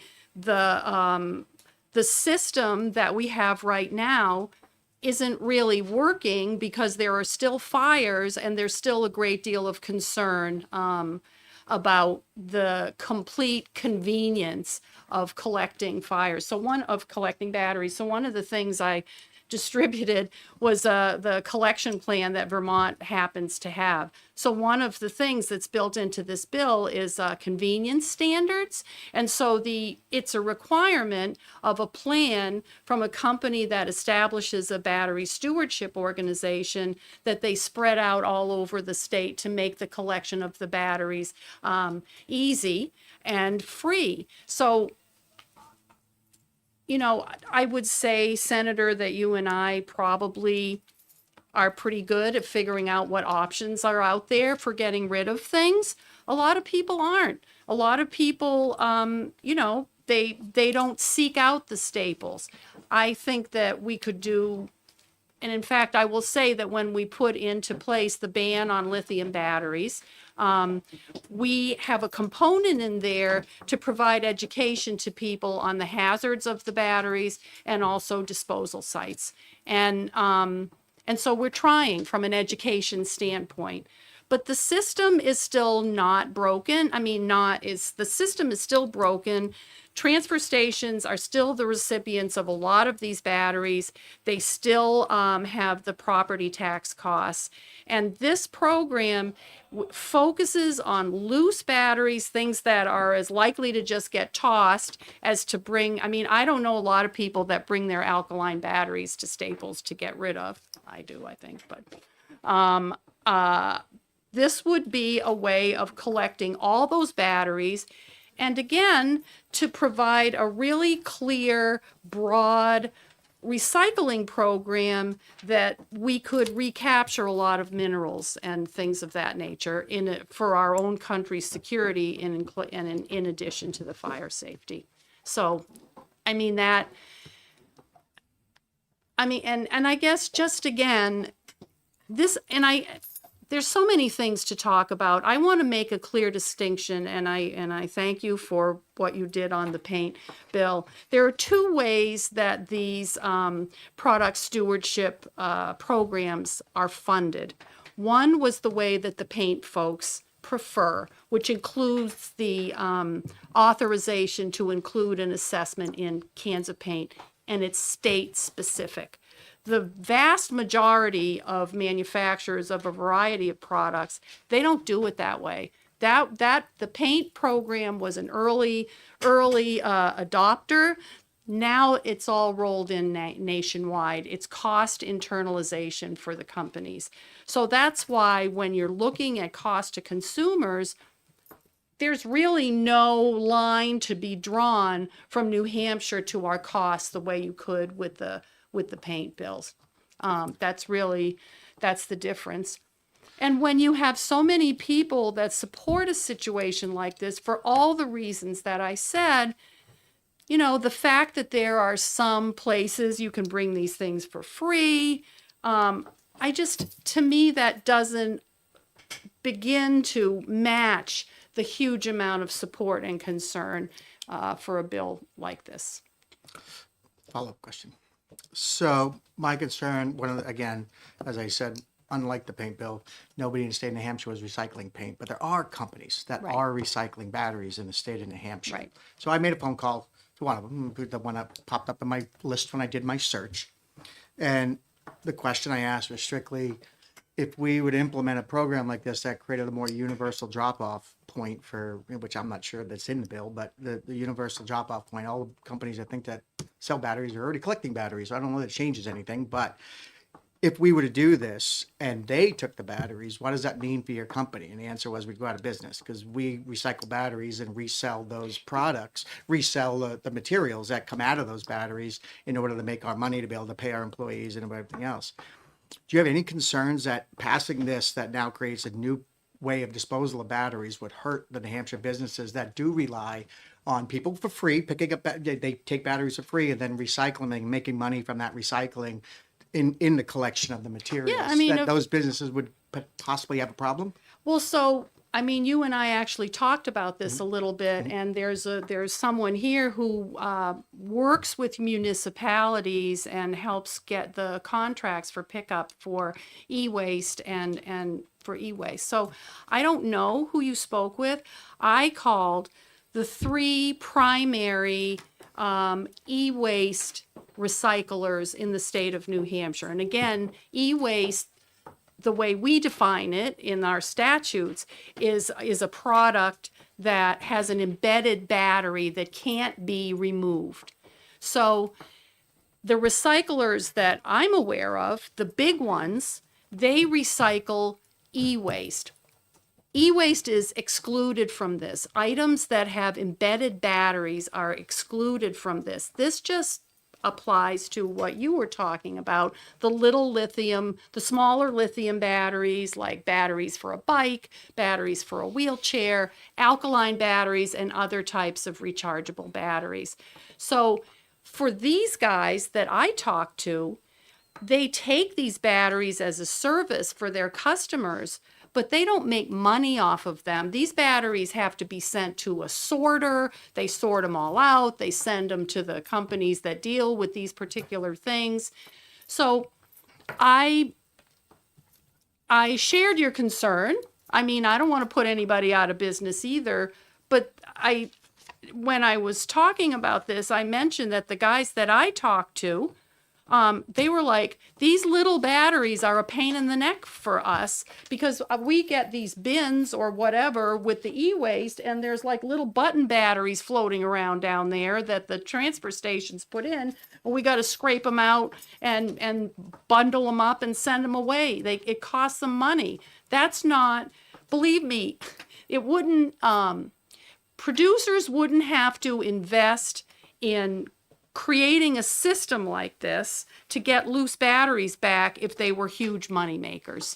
It's just that they want to do better to recapture them, and they also understand that a battery, a lithium battery this big, can still explode into especially in a transfer station filled with plastic and fire, into a conflagration. So I guess the last thing, and I've thought a lot about this, I wouldn't want to put anybody out of business, but a lot of things that we do here at the legislature affect businesses in one way or another. And I thought about the car inspection bill. If you get rid of car inspections, obviously a lot of garages are going to be affected by that. But as a policy matter, the legislature went ahead and included car inspection, repeal in this state. And it was a decision that was made for a variety of reasons. And, I think that the overriding concerns here, property tax, national security, prevent pollution, prevent fires, I think those are policy concerns that would easily match some small diminution of business for some of these folks. And honestly, a battery stewardship organization can also work with some of these people to do the collection with them. Thank you. Any further? Senator Roosevelt. Thank you. So, did I understand you to say that New Hampshire consumers are basically paying the price for these national programs, even though we're not participating, so Right. it wouldn't change the cost No, of I batteries? mean, I think the way you have to look at, I'm sorry, Senator, was there more that you? No. I mean, I think the way that you have to look at this is, New Hampshire is a really small state. So the cost for creating a program here, is maybe, let's say it's $500,000 just to get it going. I think on an ongoing basis, it wouldn't be. It might be $500,000, I don't know. But the battery industry is a $20 billion industry. And I've talked in depth to the representative of the battery manufacturers. He says, as a general matter, recycling and processing is about 1/3 of the overall cost of producing a battery. So, you can do the math or whatever. the small amount of money it would cost to get New Hampshire involved instead of Texas or Wisconsin, which just signed a bill, or Oregon, which just signed. It's so small. So New Hampshire participating, it's just not going to move the needle for our consumers the way other things would. So those costs will be out there. But in the meantime, we still have all these batteries that are, that aren't being collected. And if they take them to the transfer station, folks, your property taxes are being used to pay for it. And I'm sure businesses pay to get rid of these things. I mean, there are collectors for a fee, and the businesses are paying them. I mean, I have spoken to a couple of business groups, and nobody has been upset about the concept of this. So, Further questions from the committee? Seeing none. Thank you, all Karen. right. Thank you for listening. Peter, Representative Bixby.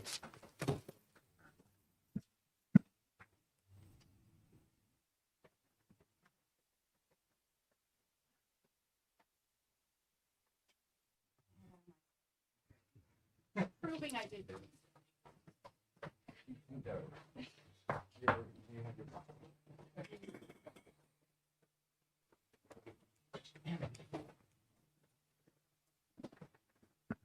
Thank you, Mr. Chairman and committee. For the record, Peter Bixby, Dover, New Hampshire, Stratford District 13. And I have a somewhat narrower angle on this, but in some sense, and it may be a little bit more abstract. But what I'd like to talk about is the connection of extended producer responsibility and free markets. And in an ideal world, a free market works with competition. So you have a bunch of people who are providing goods or services into the market, and the ones who can provide the best products or services for the least cost tend to prevail. But you have a number of people in the market, so that it's that constantly encourages people to develop better products, develop better ways of delivering the products. That's kind of the ideal free market economy, like grade school summary. And of course, it's more complicated than that. I'm not going to get into the more complicated very much, but one of the things about free markets is it's also possible to game them. And so if you get a bunch of people together to all agree that they're going to charge a higher price for something, then so price collusion, that defeats the way that the free market regulates itself. And recognizing that this upsets a level playing field, our government at some point put in antitrust laws in order to prevent people from gaming the system that way.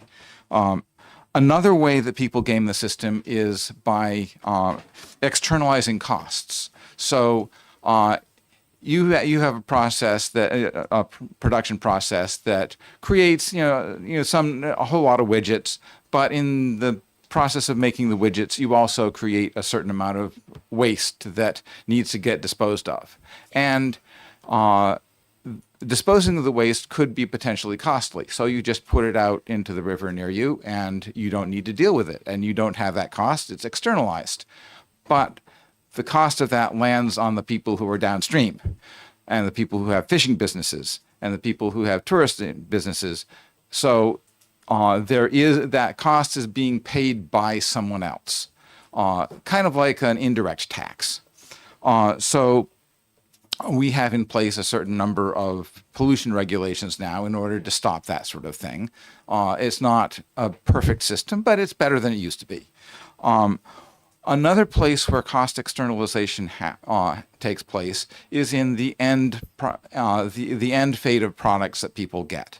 And that's things like paint, like batteries, like plastic containers, and you end up with after you've after you've gotten the use out of something, you're left with something that it costs you something to dispose of in some way or other.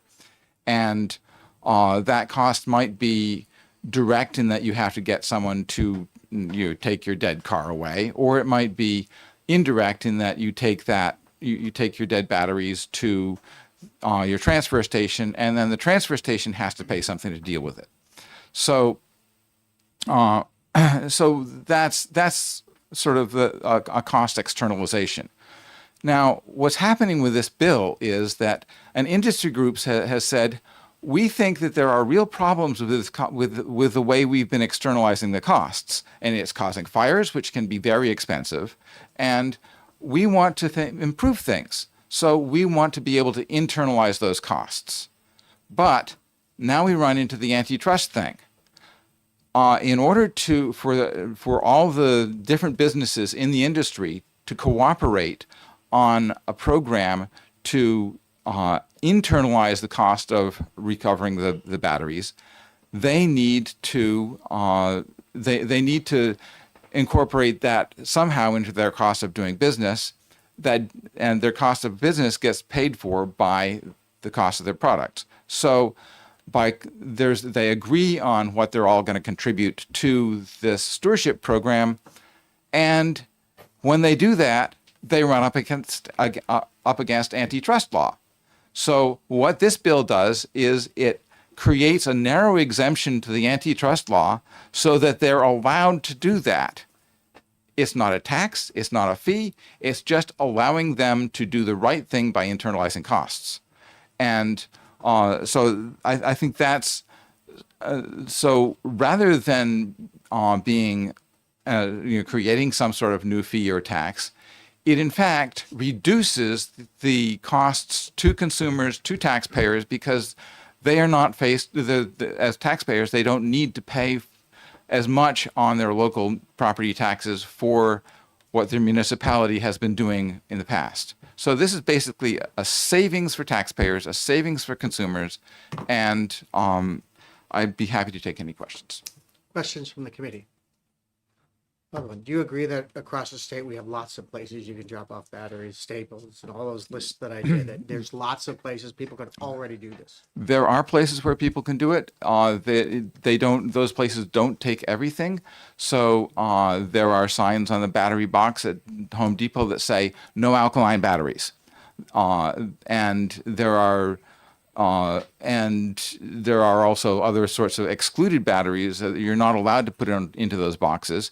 And so that's so how do you deal with the ones that are excluded in one situation but not in another? How do you know that? And when you're busy, you've got like three kids running around, and the batteries that came out of their toys, you're not quite sure which ones are which, and you say, "Screw it, I'm going to put it in the trash." If it's easier, if there's an easy, obvious way to just take all your batteries and bring them to one place, and let the stewardship organization deal with sorting it out, that will increase the convenience of recycling for the consumer, and it will increase the amount of batteries that get recycled, reduce the amount that end up where they're not supposed to be. Last question. Do you agree there are businesses in New Hampshire that make their living off of recycling batteries? I don't know enough about the details of how that market works. I do, however, trust the research that Representative Ebel did on that, so I think that her answer will suffice as my answer. Question.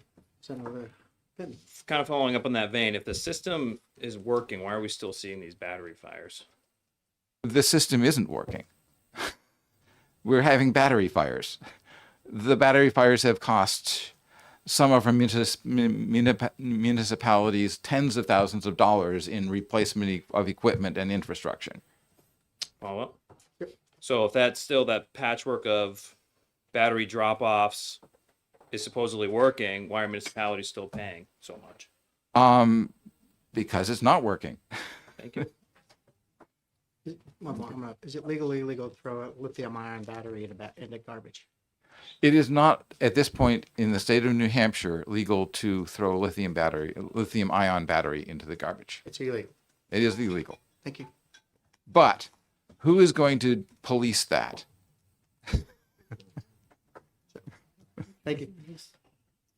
Any other questions? See you now. Thank you, Peter. Thank you. Liz. Representative Barber? Barber. Thank you, Mr. Chairman, and good morning, members of the committee. My name is Liz Barber, and I represent Hollis District 35, and I'm a co-sponsor of HB 1602. And I'm going to be even more narrow than Representative Bixby. I'm going to talk to you a little bit about Hollis.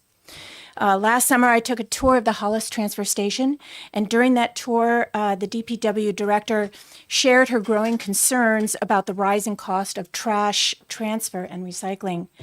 Hollis, like other towns across the state, works hard to recycle materials to help offset the rapidly growing expenses of trash transfer, but those savings are being eaten away by the increasing burden of handling batteries. Last year, Hollis budgeted just $500 for battery disposal, but it wasn't enough. This year, the DPW director had to increase that item to $2,000. That's a 300% increase in the budgeted amount in just 1 year.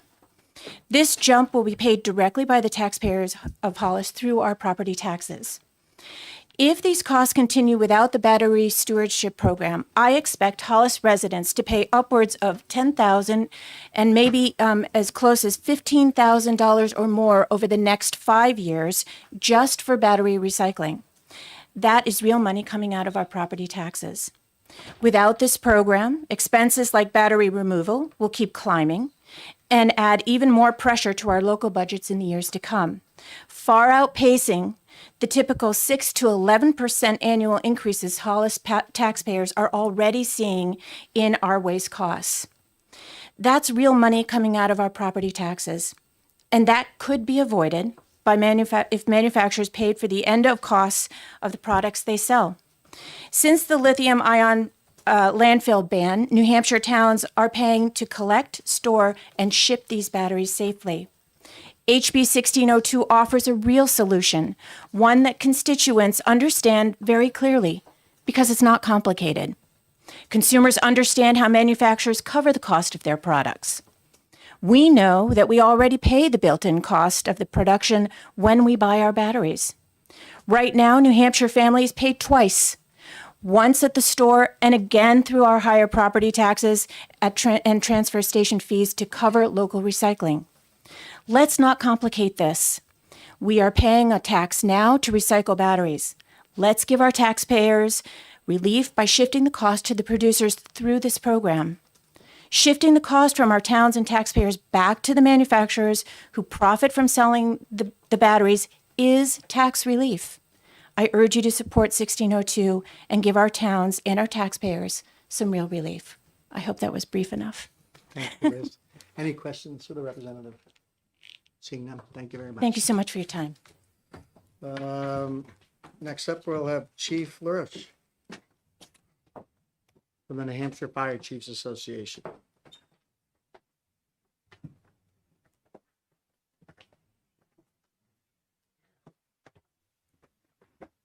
Thank you, Mr. Chair and members of the committee. I've handed the clerk a letter of support for House Bill 1602 from the New Hampshire Association of Fire Chiefs.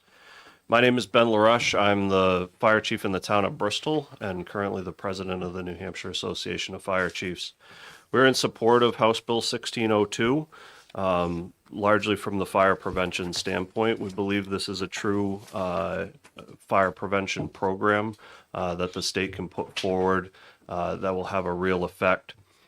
It's already come up a couple times, and we see it in the news all the time. The EV fires and the smaller, or the electric scooter fires, and we understand that this bill isn't meant to address those issues, but we bring it up as kind of a scalable event that we can look at and understand that these fires are very high heat fires, fast spreading, and a real issue within New Hampshire's fire service. So I just want to add to that. We had, everybody has those little battery packs for their smartphones. We had an incident at a school in Bristol last year. Fortunately, it was during the winter and it was caught quickly. So one of those power banks went into thermal runaway, started to smoke, off gas, damaged the housing that it was in. The school was able to move it outside. And after a period of sitting in the snow for a while, kind of our only opportunity to get rid of it after consulting the waste removal company was to put it in the dumpster. These batteries, big and small, are becoming, everything's battery operated now. And an opportunity to put in a stewardship program like this will truly reduce the risk of fires in New Hampshire at our transfer facilities where they're exposed to the most risk. Obviously, lithium can't go into the hopper, but all of these other batteries that go into the hopper are exposed to the issues that create these thermal runaway issues, which is, obviously damage, poor ventilation, and change in environment. So we would ask you to support House Bill 1602, and I'm happy to answer any questions from a fire prevention side. Senator Sullivan. Thank you. Thank you for your service, sir. Yeah. So I have a question about the incident that you spoke about. Was that battery in the trash and the fire started, or was it actually still with the child and whatever, the phone I assume that they were using? No, so it was in a locker, being stored in a locker, right? And that's one of the big things that the Chiefs Association has looked at this bill, and then, all of the other opportunities around these battery-related issues is there's a larger public education piece of this, right? As far as storage of your e-scooters, right? Kids don't ride bicycles anymore. They're all e-bikes. Storage of those, taking, proper care of your power banks and your other small battery devices. But this is an opportunity to put a prevention plan in place that we feel will be highly effective. Yeah. Further questions on the committee? I have one. So has New Hampshire had transfer station fires caused by lithium ion batteries? I have heard that there are fires that are under suspicion for cause from lithium ion batteries, but to the best of my knowledge, there's not any confirmed that I know of. You can't answer my second question was, were they separated the disposal sites, and it was disposal, how they disposed of them within a contained area for retaining batteries that Sure. started the fire, or was it just thrown in the dumpster? Yeah. And the Yeah. dumpster caught fire? No, understandable. We don't know the answer to that. Okay, thank you. Any other questions from the committee? Seeing none. Thank you, Chief. Thank you. Next up is Heidi Trimarco from Conservation Law Foundation.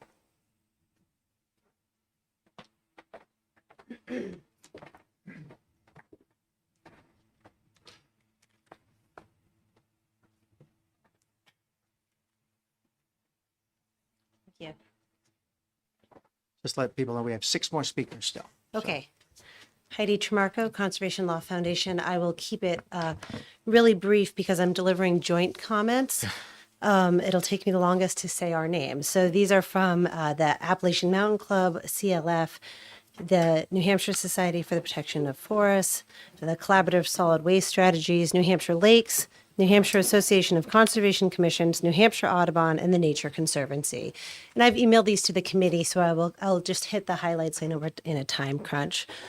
We strongly support this bill, all of these kind of diverse environmental organizations. We believe bills like this are, provide broad benefits to this state.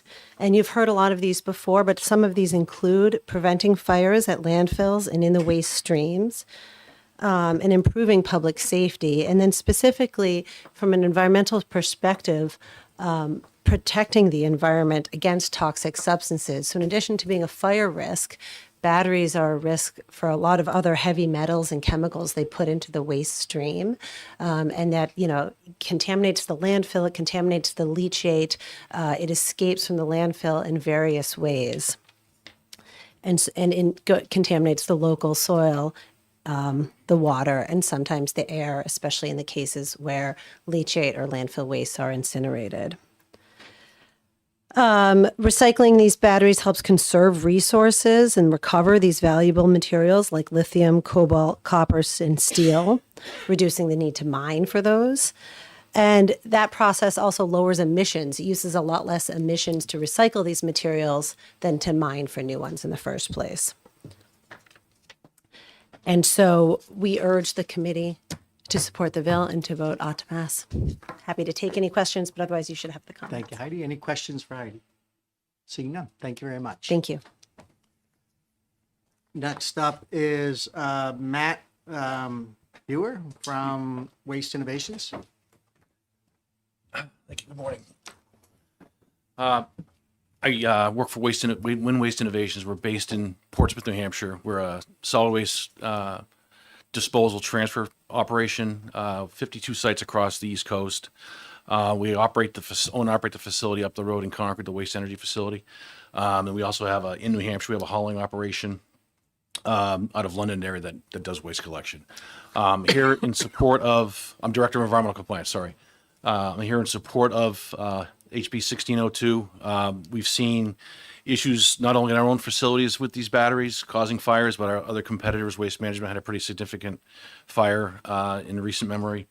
And you know, these are in the waste stream. They come to our facility. You can't necessarily see them when you have a large truck come in and dump 25, 30 tons of MSW on the tipping floor.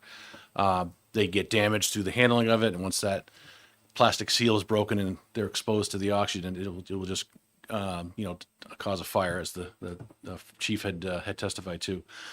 So really brief, I've already submitted written comments on the bill and in favor, and just here to state my support. Questions for Matt? Seeing none. Thank you, Matt, for coming. Next up is Carolyn Drury from the New Hampshire Academy of Audiology.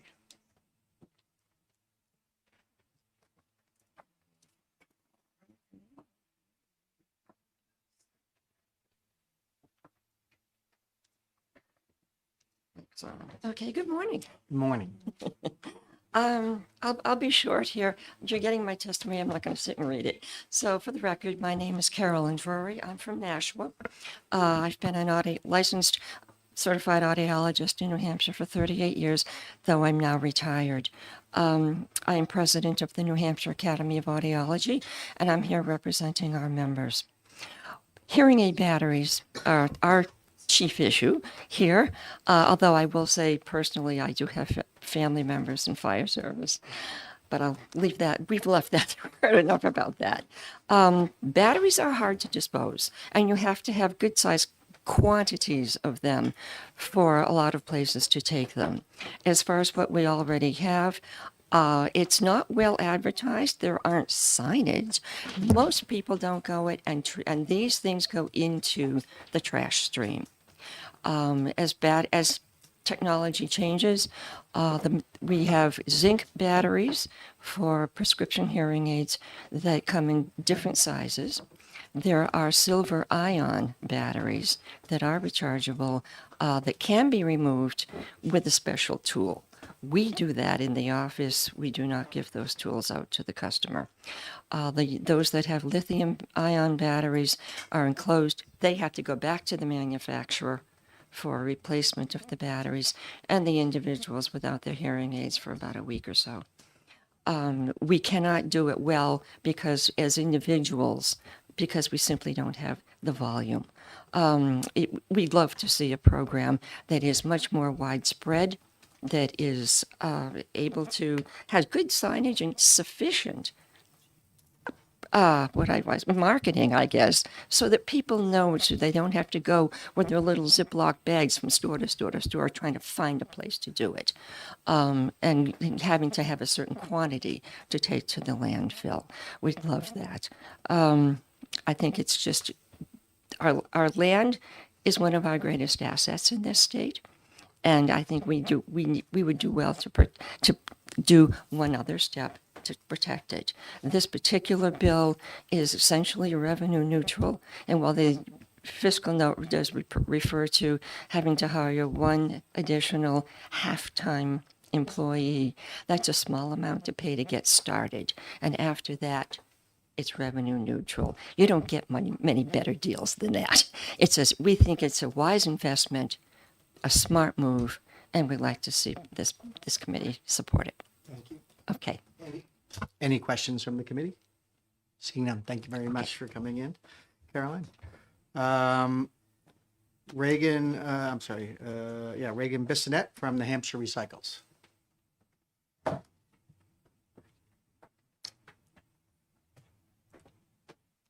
Thank you, Mr. Chair and members of the committee. My name is Reagan Bissonette. I'm the Executive Director of New Hampshire Recycles, formerly known as the Northeast Resource Recovery Association. And we're a nonprofit organization whose membership includes 90% of the towns and cities in New Hampshire. And we work closely with them to help them manage their own recycling programs. And I'd like to focus my testimony on answering some of the questions that have been brought up today. So we work with several of the electronics recycling companies in New Hampshire.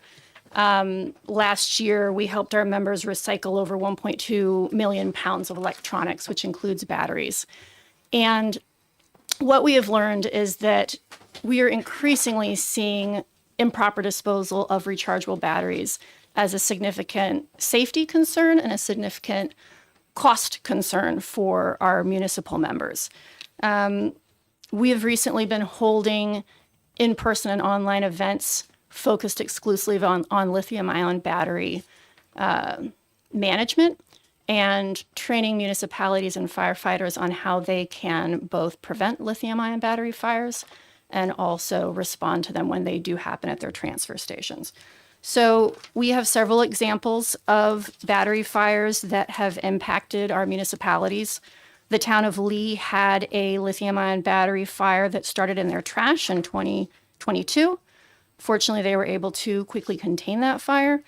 The town of Pelham last year had a fire at their transfer station caused by an electronic bike battery that was in its scrap metal. And as you heard, Waste Management had a battery fire that completely destroyed one of their buildings recently. There are also numerous examples of fires that are strongly suspected to have been caused by rechargeable batteries, but it cannot be proved. So for example, the city of Keene has experienced numerous fires in 2020, 2024, and 2025, one of which resulted in injuries to a firefighter and over $400,000 of property damage. And they do strongly suspect that one of those fires was caused by a lithium-ion battery, just based on the nature of the fire and how it burned. Granite State Recycling, a business located in Ware, had a fire last year. It destroyed their entire building, and they also strongly suspect that that was caused by a lithium-ion battery fire, although they weren't able to actually confirm that. So I wanted to speak a bit more to the cost that municipalities are facing due to battery fires.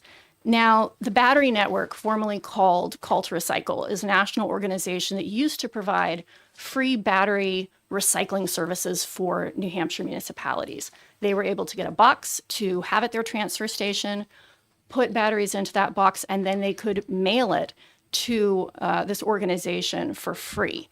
A few years ago, that organization changed their practices, started charging for those recycling services in New Hampshire because New Hampshire does not have an extended producer responsibility law. So they found that they could not continue covering the cost of that in a state where we didn't have this type of a policy. And I just want to be clear that New Hampshire Recycles, as a matter of policy, does not take a position on any proposed legislation. So I'm really just here to provide information to the committee relevant to this hearing. Another thing I wanted to emphasize is that even though there are opportunities for residents to take their batteries to get recycled for free at businesses, as has been discussed, we still see a lot of these batteries brought to our transfer stations.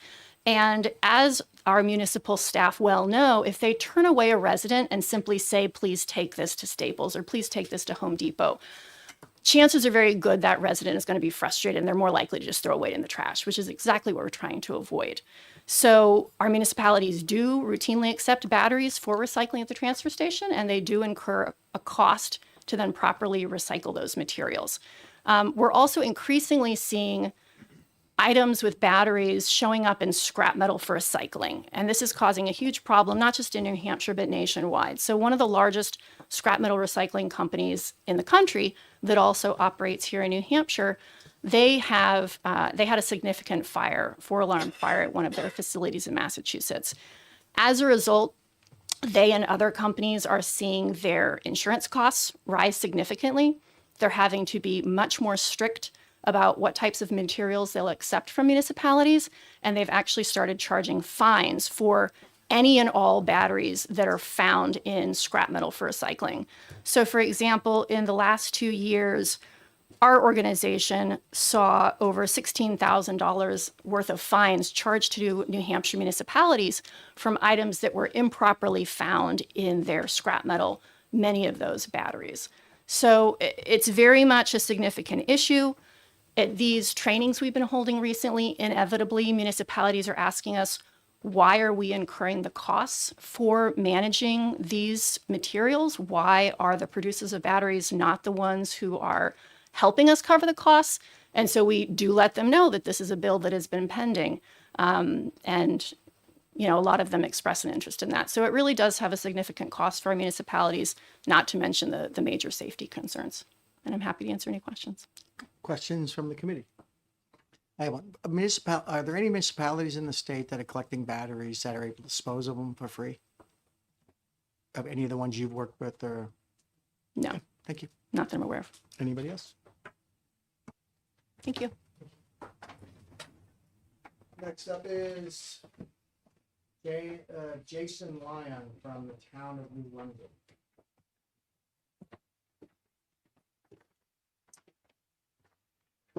And also said you want to speak with somebody else or that? He already spoke. Thank you, Mr. Chairman, members of the committee.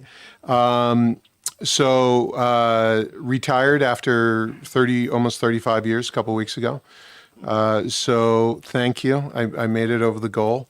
With that being said, I don't want to be redundant by testifying on information that the committee has already heard, but I do think it's important. So I was the chief of the New London Fire Department for quite some time. I'm a resident of Wilmot. It would be great for us if we had a Home Depot, a Staples, or whatever the case may be. But with us being halfway up Interstate 89, one way or the other, we don't have readily available battery disposal sites. And so the concern that we actually have had lithium batteries start fires in the compactor. And the issue isn't necessarily the storage of the batteries per se, it's when they get into machinery that then compromises them. No different than the vehicle, and I know it's not equitable, but when we look at that crash in Bedford, that was a compromised battery that ultimately caught on fire and then subsequently reignited because of the concerns. So for us in the fire service, it's not necessarily the batteries themselves are generally very safe. It's the issues afterward. And certainly President LaRoche talked about the thermal runaway properties. And so for us, it is a huge concern. Yes, we're not allowed to. It's illegal to improperly dispose of a battery. The reality is, if we don't have sites, individuals are going to throw them into their trash or throw them into a black bag, throw them into the compactor, and they're going to go down the road. And so it's an issue not only at the local level, but the transportation, and as you heard testimony, at the recycling places themselves. So again, not to be redundant with the information already provided as we're over the time. Questions from the committee? Senator Roosevelt. Thank you.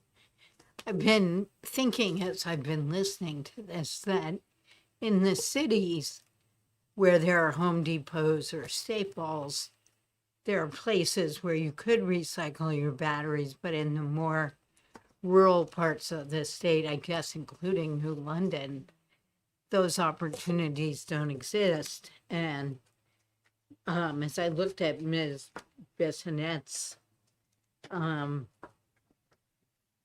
testimony, 3 of the 4 places that she mentioned fires were rural more rural towns, not Keene, but Yes. the others. Yeah, So- it took me 45 minutes to drive here today. It's going to take me 30 minutes to drive to Lebanon, or it's going to take me probably 30 minutes, depending on traffic, to go through Franklin over to Tilton to some of those disposal sites. Thank you. So those are the issues, especially in the rural communities. And more importantly, in the rural communities, we don't have full-time fire departments. So we're dealing with call-in volunteers. So the delay in response also contributes to potential damage to our transfer stations or other locations that may be storing these batteries. Thank you. Further questions? Seeing none. Thank you, Chief. Thank you. Brody. Shays, New Hampshire Municipal Association. Then our last speaker will be Representative McGuire. You work for the BIA, no? No, New Hampshire Municipal Association. Oh, right. name. Yeah. Thank you, Mr. Chairman. Thank you, committee, for taking my testimony this morning. Again, for the record, Brody Shays, I represent the New Hampshire Municipal Association, and we are in support of House Bill 1602. We agree with everything the state representatives in support and the local officials in support previously stated before, so I'm not going to repeat any of that. That was all very accurate and informative testimony that I hope will inform the committee to vote ought to pass on this bill.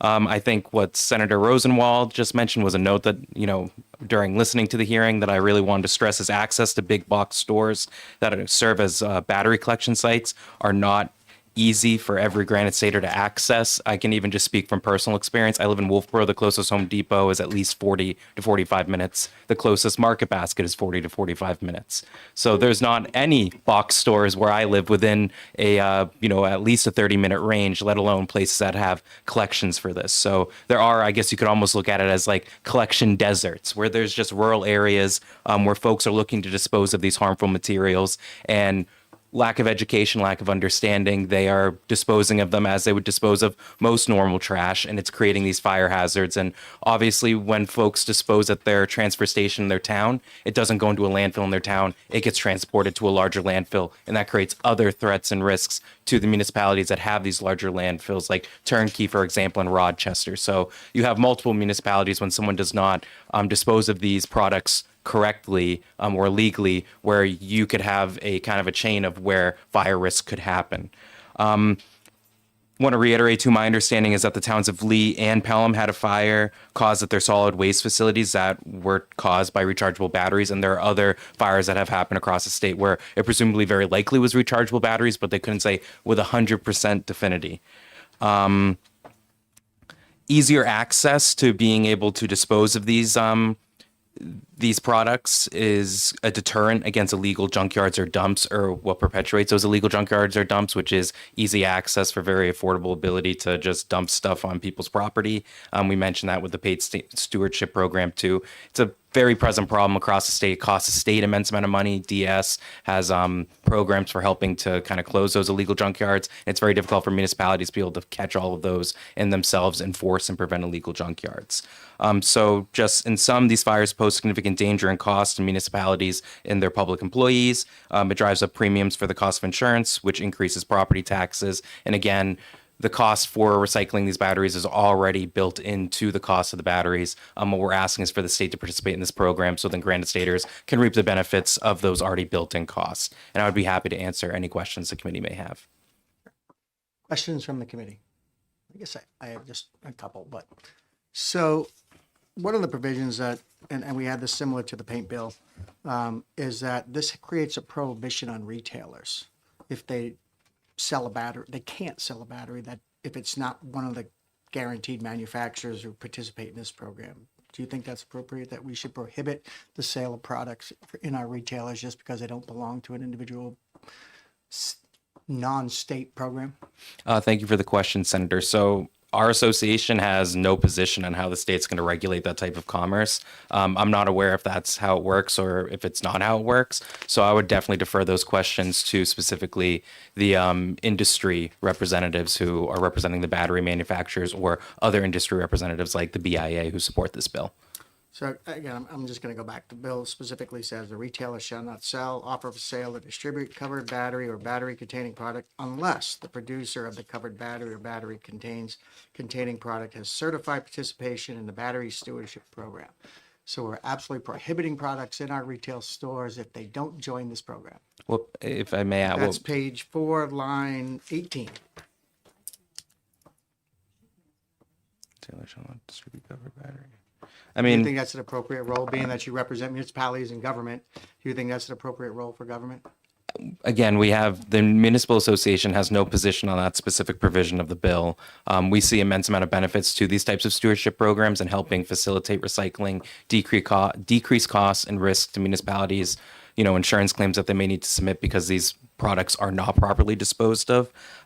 It was my understanding, based on previous testimony for those who represent organizations or associations that do have an vested interest in this, is that all the producers or, you know, those who are selling it do in some way participate in a program. But I would defer those again to those who represent those organizations, associations, or the legislators who drafted this bill. Thank you. Any other questions for Brody? Seeing none. Thank you, Brody. Thank you. If anyone else wishes to speak before I call Representative McGuire up? I'll speak after him. Come on up, Dan.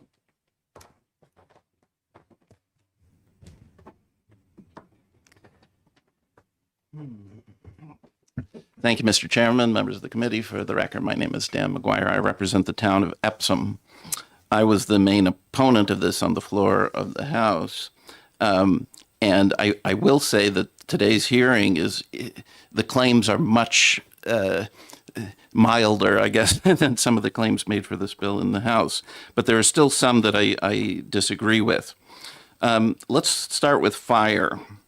So this bill regulates all batteries under 25 pounds, except ones that are locked in a device like a cell phone and so on. Those batteries, like alkaline batteries, are not causes of fire. The cause of fire is lithium-ion batteries, and most of them are exempted by this bill, right? So anything you've heard about car crashes, that sort of stuff, that's exempted by this bill. Any like laptops in the trash, those are exempted by this bill. Those things are already illegal in the trash stream. So how will this bill keep those things out of the trash stream? The only thing in the bill is there's a promised public information campaign. But it seems to me, if that's all that it took, transfer stations can, like mine does, you know, put up big signs, no batteries in the trash, right? No rechargeable batteries in the trash, because it's rechargeables that are the problem. But this bill creates costs on all batteries, including, like I said, alkalines and others. All right. Secondly, cost. Let's talk about cost. So if we have programs at our transfer stations, those costs are known. I agree with Representative Bixby, this creates a monopoly. It explicitly does. If you turn to page 9 of the bill, Roman 4, it exempts these organizations from all antitrust law in New Hampshire, right? So that is correct. But normally, when we do something like that, we, by regulation, control costs. Think about the PUC, for example, right? Anybody, you know, monopoly electricity organizations go to the PUC, they have open books, whatever they charge is completely regulated and so on. This bill, on the other hand, has no controls on costs whatsoever. None of the parts of the application of the stewardship organization involve what are they going to charge, how much do they collect, any of that sort of stuff. It's simply not in the bill. So the main reasons for not having a monopoly, unlimited costs, that's what's in this bill, right? And even worse than that, if you turn to page 10, sorry, maybe it's page 8. Yeah, sorry, page 8. the very top, Roman 3, there's an annual report from this organization, but that report can be kept confidential. So we can enable this, but if the department agrees, then even the legislature won't have access for how much is being recycled, what's it costing, any of that sort of stuff. And I'm not even sure what it costs is in the report, but won't be known, right? Because commercial information is one of the exceptions to 91A. Okay, so we're really signing up for something where the only source of money in this whole scenario is consumers, right? And so we're signing up for something where we're trading off known costs for absolutely unknown costs, and opening the door for manufacturers to form a monopolistic organization. I mean, that's the whole reason we have strong prohibitions on monopolies, is so that they don't do that sort of thing. So I'm happy to answer questions. Questions for the representative? Seeing none, thank you. Thank you much. Kelly. Representative Potenza.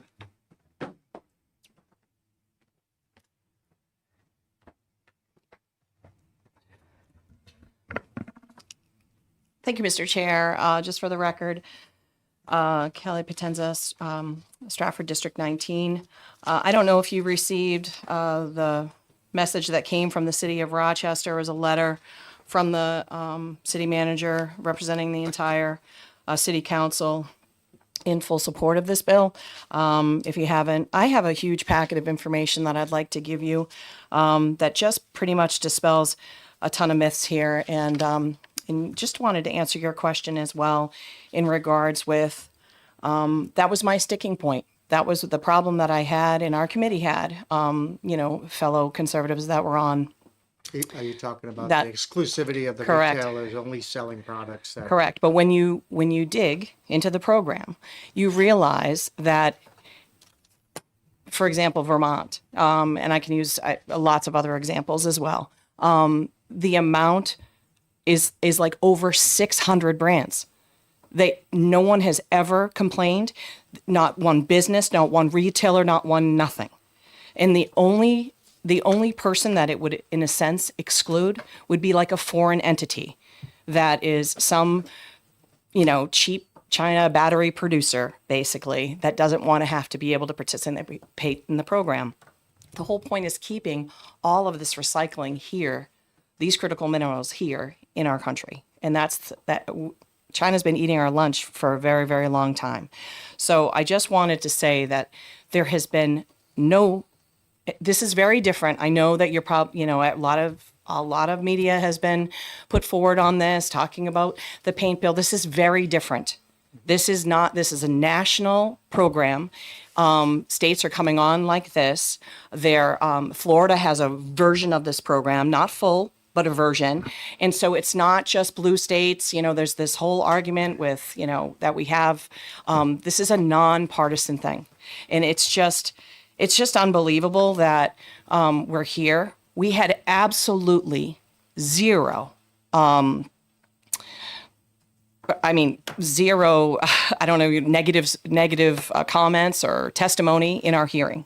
None, except from one who, I basically, I sent out a fact check on that. I'm going to give you guys a packet because I've spent probably 200 hours on this whole topic. Redwood came and they had opposition to the bill. They are a battery recycler. The funny thing is that this program right now that they got actually $2 billion as a grant from the government, and they get about 70% of all their recycling materials from this stewardship program. But they want full market of New Hampshire. So that's why they came out and testified. But the good thing is there's a provision in the bill. Anybody can participate in this if they want to. It's just, it would take a lot. And so that's the reason why people want to circumvent that. And, Redwood's opposition was the only opposition that we had. And then, of course, after the fact, the only other opposition was from Americans for Prosperity. And and if you want to read my op-ed, I talk about that. Why did they come out in full opposition of this bill? Well, it's pretty interesting. Basically, since 2021, Koch-backed operations have invested nearly $1.9 billion into lithium extraction and battery technology infrastructure. That includes $100 million into Standard Lithium for direct lithium mining, $252 million into lithium projects at the Great Salt Lake, expansion into battery processing and material recovery technologies. So the only people that have come out in opposition are the ones that are looking to make money on this. This is a huge win for the state. These are they have been for years and years and years included in the cost of purchasing. I think that of course, prime sponsor of the bill told you and gave you prices in regards in a spreadsheet where there is no increase. Like you're hearing from states right now in regards with the paint one, for example, of, okay, hey, my paint has gone up, 25 cents a gallon and stuff like that. None of that is going to apply in this at all. It is a very, very different bill. And it has so many different factions in here. And right now we're looking at basically fires that are, once a day. And we, in 2025, just put a ban on that. But nobody knows about it. You have to understand the level of communication is unbelievable. Like to try to get things out of our waste stream. We're like bottom of the barrel with that. I don't even understand why it's in this committee. It should have never gone to finance. The only reason why I went to finance in the House, I can send you all of that information too, was to kill this bill. They're not a policy bill, and it shouldn't be here either. There is absolutely no tax, no nothing. And all it is benefit. The costs are just innumerable. And I'm really sad that outside talking points continue to control this. And I have so much respect for the governor in a lot of different things with what she's doing in regards with diverting waste in waste management stuff in the state. If we can stick to the bill. Yes, Not but commentary on I get it. politics. No. I'm just saying, I just wish she would really know all of the facts on this before saying, hey, this is, no battery tax and all of that kind of propaganda that has come out. So I will end with, I'm going to give you guys a packet that you're going to be like totally blown away. I mean, from having to send out all at the last minute because this was pulled off consent, all of these types of things. I'll give you guys everything that you need from the president's executive orders with rare earth minerals to every single supporter letter. I mean, I don't know if you know this. I mean, New Hampshire Business Industry, Waste Management, Casella, Wind Waste, every basically fire entity in the state, the New Hampshire Fire Marshal, all of these other fire chiefs, our fire chiefs, New Hampshire Academy of Audiologists, PRBA, New Hampshire Municipal Association, New Hampshire Association of Fire Chiefs, New Hampshire Solid Waste Working Group. I can keep going. And then you get to the other side of all of the folks when you're talking about conservation. Every single entity supports this, except for one. So I hope that you can, whatever you need, have conversations with the powers that be. This bill is fantastic, and it's something that we need. And for once in this divisive politics, that could we have something that is really going to help consumers, because the costs are real. These are high insurance costs. They're in Rochester, it's unbelievable. I just went to a fiscal meeting, finance meeting last night. And we are like $7 million in the hole right now. So we have the largest landfill in the state of New Hampshire. I can speak to everything. I live and breathe trash. I talk trash all the time. So I'm not going to comment on that. yeah, you better not. No. So I just, I hate the disinformation, and I'd really like conversations to happen. It would be wonderful to have a real nonpartisan, bipartisan effort to pass something like this that can really help our municipalities. The cost of that fire in 2023 in Rochester increased their insurance rates unbelievably. Where does all that get passed upon? To the property taxes. That's all we talk about. We got this bill today, no income tax. Property taxes are where people are suffering. And that, and Rochester had the highest rate of increase pretty much in the state with huge assessments, and we can't keep, because we get a lot of money from that landfill. We cannot keep relying on that. So especially when they are very much asking, every single waste management entity in the state, private and public, wants this bill. And why? Because all of those costs are being passed upon to the consumer, to our taxpayer. That's who we work for. Questions from the committee? I just have two. So my question revolves around the idea of businesses in New Hampshire that already make a living and employ New Hampshire citizens for battery recycling. Not talking about e-waste, battery recycling. Correct. Do you think this bill will have an impact on their ability to do their business? No. You think it, even though the industry person I talked to at the battery recycling said yes, it's have a devastating, unless they join the program. If they're outside the program, they think this is going to have a devastating effect on their business.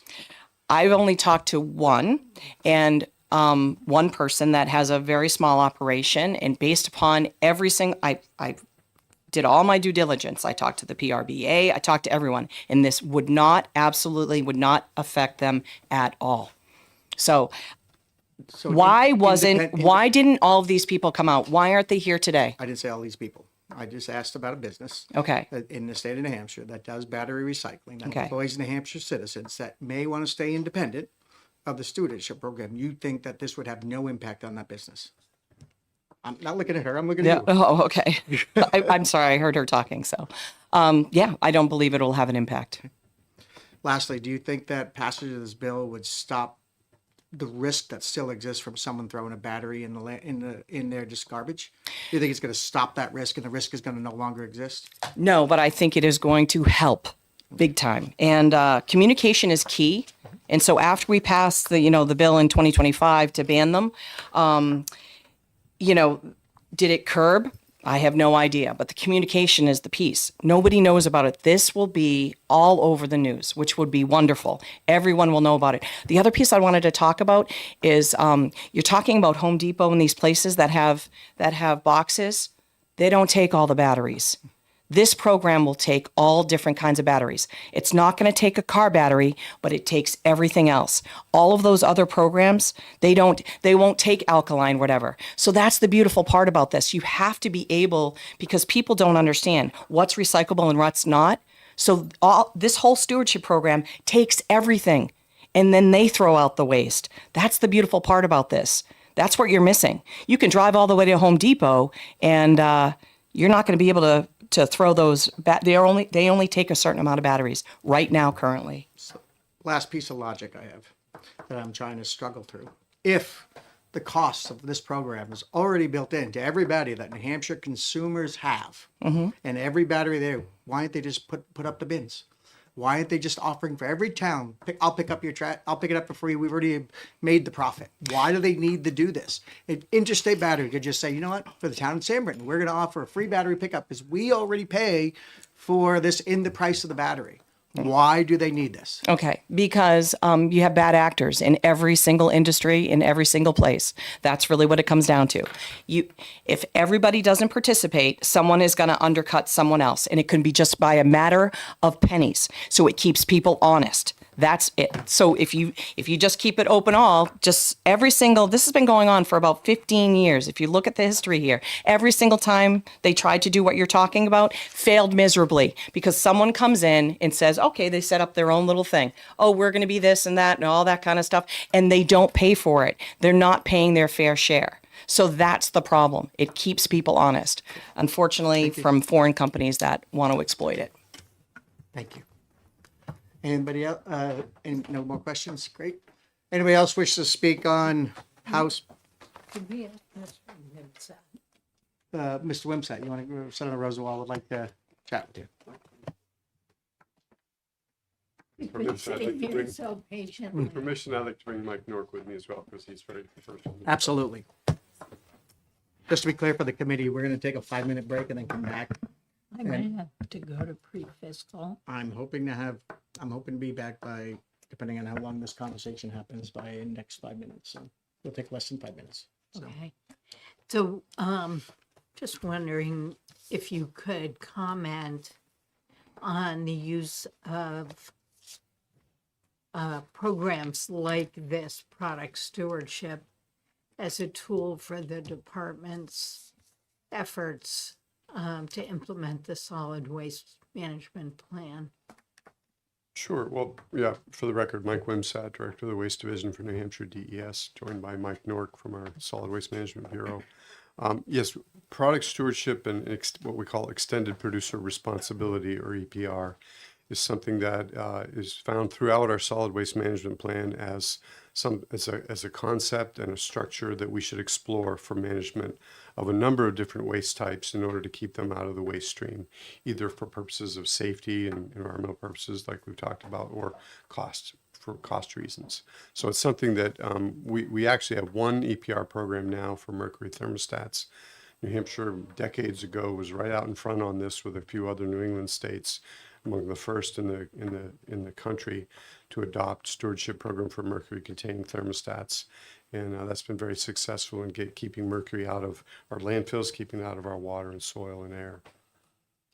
I remember when a professor at Dartmouth died of mercury poisoning, maybe about 10 years ago. Yes, I'm aware of that. Could I follow up, please? Thank you. We've heard some conflicting testimony this morning about the fire hazard of lithium-ion batteries. I'm not exactly sure what they are, but could you talk about that, how the department views lithium-ion batteries as either a fire hazard or not? Sure, we did support the bill a year or two ago to ban the disposal of lithium-ion batteries in the waste stream, and that was primarily because of the fire hazard posed that they risk. That I think that is well established. Others have testified to that effect, and again, it really goes to what happens to a battery when it's just thrown in the regular trash. It ends, they can pretty safely, most of those batteries can easily and safely be contained in a box and shipped or handled up and sent to a recycler without incident. The problem, as the chief testified to, is once they get into a compactor or they're being handled by heavy equipment at a waste facility, there are other sharp objects, there are things that can create short circuits in the waste stream that, and basically once a lithium-ion battery is punctured and exposed to the atmosphere, it can take off. I've actually personally witnessed a computer battery, just a small laptop computer battery that was pierced with a nail, and it shot a blue flame 6 or 8 feet into the air. It's pretty dramatic. So that explains why these fires happen. I would also note, and I want to preface this by saying I'm not a fire safety expert, but other batteries, not necessarily lithium-ion batteries, not even necessarily rechargeable batteries, to the extent they still have power in them, if they're short-circuited in some fashion and they're near a flammable material, or worse yet, a flammable liquid in the waste stream, they can create fires as well. So we kind of tend to, most of the conversations talked about lithium-ion batteries being the only risk, but actually, whenever we throw an unprotected battery into the municipal solid waste stream, regardless of its chemistry, it poses a potential for creating a fire risk. Thank you, Ben. You're welcome. Thank you. Any other questions for the agency? Seeing none, thank you. Is there anybody else who wishes to speak on House Bill 1602? Sure.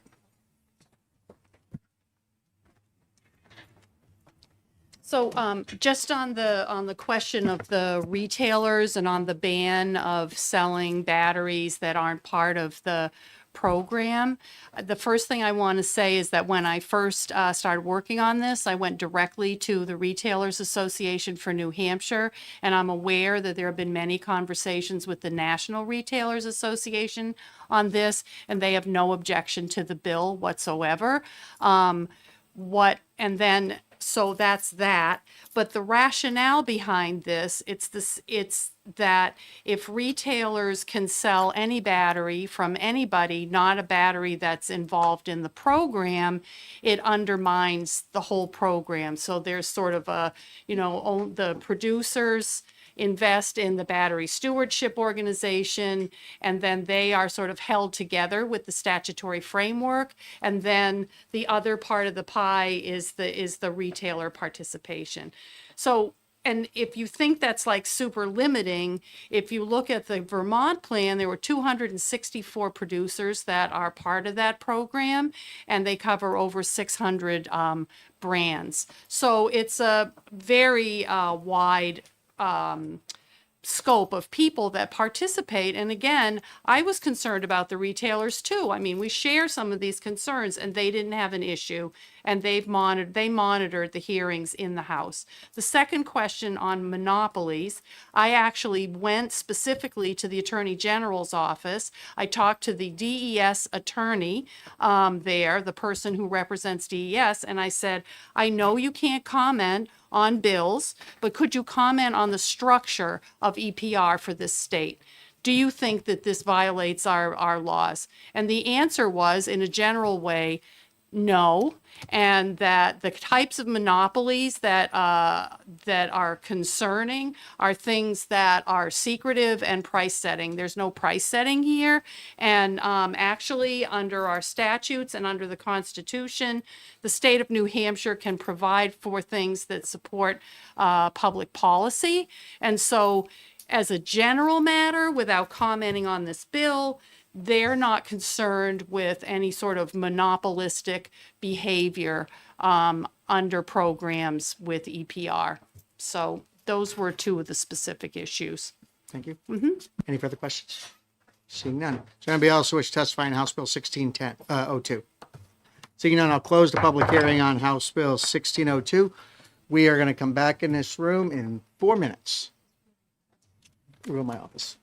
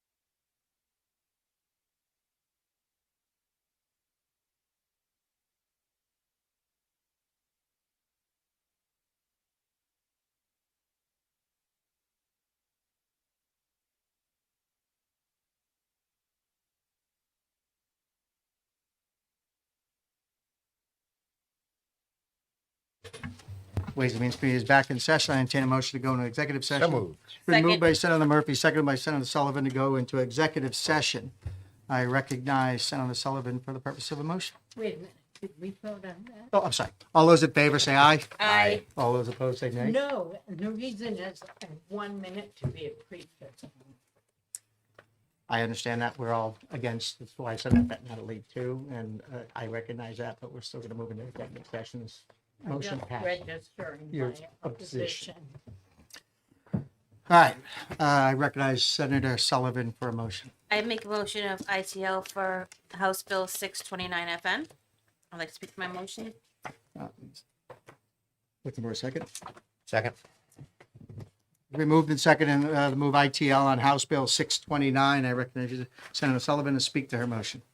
We had several bills that would really hurt our people that use our lakes and so our lakes actually.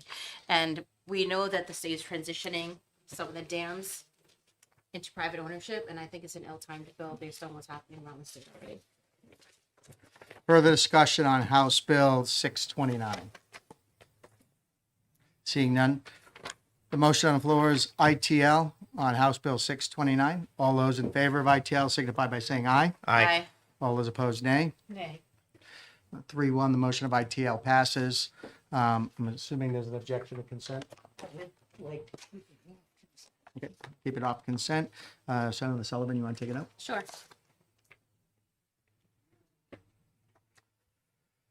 I recognize Senator Murphy for the purpose of the motion. I would move ITL on HB 1301. Been moved by Senator Murphy to ITL, seconded by Senator Sullivan. Would you like to speak to your motion? I would. I feel that for a user fee, there really has to be a reasonable nexus between the cost incurred, where the money is going, and who generates the need for the fee. And in this case, we've heard that there was about 25% of people that would be hit with the fee, but 100% of the people around the lake are the ones generating the need for the fee. And that is not a good enough nexus. If we're looking at maybe a shoreline or something like that, assessment, that we could consider that. But this is hitting a small number of people with a fee that, and more than that, the things being moored, if anything, they help fight the cyanobacteria. And my understanding is there's also other committees looking at this issue as well and coming out with potential legislation. So My comment's going to be, again, there's a recognizing this issue and there's a long-term, looking for long-term solutions, not here's a Band-Aid and here's a Band-Aid type of solutions, but looking at it as a bigger, we know that Senator McConkey's Senate Bill 598, which established a cyanobacteria task force to specifically to look at how we're going to deal with this as a big picture, not just looking through a straw at it. So I'm willing to wait until they meet and they have their task force and they work out a bigger picture plan than to start taking individual types of solutions and that aren't integrated to work together. And so I'll support the ITL motion. Any further discussion on House Bill 1301? So, I think. oh, I agree. Okay. I mean, it just seemed diffuse. All in favor of ITL signify by saying aye. Aye. All those opposed, nay. The ayes have it. Any Consent? objection to consent? I know. All those in favor of consent signify by saying aye. Aye. All those opposed, nay. Ayes have it. This will be put on consent. And Senator Murphy, you can take that out. Sure. I recognize Senator Sullivan for the purpose of a motion. I make a motion of ITL on HB 1477. It's been moved by Senator Second. Sullivan, seconded by Senator Murphy on a motion of ITL on House Bill 1477. Would you like to speak to your motion? Yes, again, we're just nickel and diming the people that live on the lakes here. And your point to the fact that they currently have a dock that they can use. Now they have to get a permit for that same dock and have fees attached to it. No, I think I don't know why we're trying to crush these people. And a lot of the folks that live on the lakes already pay higher taxes. So yeah, ITO, please. My argument is the same as the previous bill. We have the task force that's looking at this whole issue. Let's get a prescriptive plan on how we're going to deal with funding these things through fees or whatever else we're going to do, and not have programs that aren't necessarily all talking to each other. So, and bills. So that was my reasoning. Mr. Chairman, this- oh, sorry. So, I don't think this bill affects people who live on the lake. I think it affects people who don't live on the lake and just drop one of these giant, I don't even know how to describe them. These giant towers, but it's not people who live on a lake. And, I think at some point they're going to be dangerous. And so I'm not in support of the motion. So again, I'm going to bring back what Captain Dunleavy said, right? When I asked a specific question about the 12 by 12 dock that kids go out and swim on, that currently no requirement is necessary for them. They just go put it out. Under the new bill, that would now be a requirement. They would have to get a permit. And they would have to pay a fee to put that out. And it was kind of clear that these are already managed by them. They had some regulatory authority in it, but now we're going to assign a fee to this. Again, the idea that this is a cyanobacteria issue. Again, when we know that the vast majority of cyanobacteria problems are from runoff, from land-based problems, not someone swimming in the water. I think we need to let SB 598 do its work, look at that and recognize what needs to be done. Mr. Chairman, there was also a comment that there, with all of the permitting needed, that there might be need for another position. Right, actually, I think there was two. But, yeah, So 2 new positions to do this new thing. right. So, anyway. Motion on the floor is ITL. All those in favor of ITL signify by saying aye. Aye. All those opposed say nay. 1, do you want consent or Let's keep it. keep it up consent? I'll take it out. Sorry. And I recognize Senator Murphy for a motion. I would move ITL on 1602. The motion of ITL on 1602 is made, and seconded by Senator, I'll second that. Yes, I will, just because you're not here. Is there any further discussion on 1602? I'll speak to the motion briefly. A lot of my problems that I had with the paint bill are applied to this bill. I just feel ultimately that it doesn't address human nature. People that care about recycling are going to bring the batteries back to be recycled. People that don't are going to throw it in the trash. And that's the same with or without this program. So that's my reason.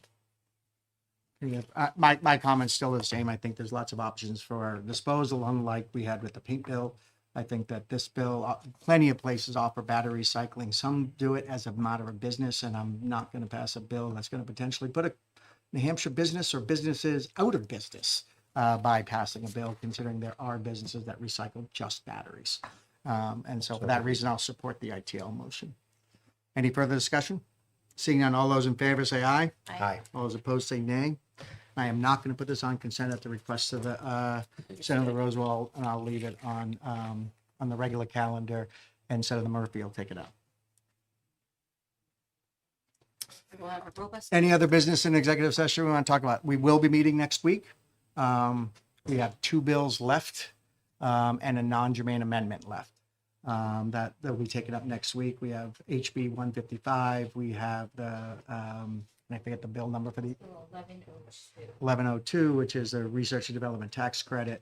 And then we have a non-germane amendment from Senator Rosewall, myself, and Roachford who would like to attach to 155. So we'll be meeting and executing those bills next week. So, Thank you. any other business to come before the Ways and Means Committee?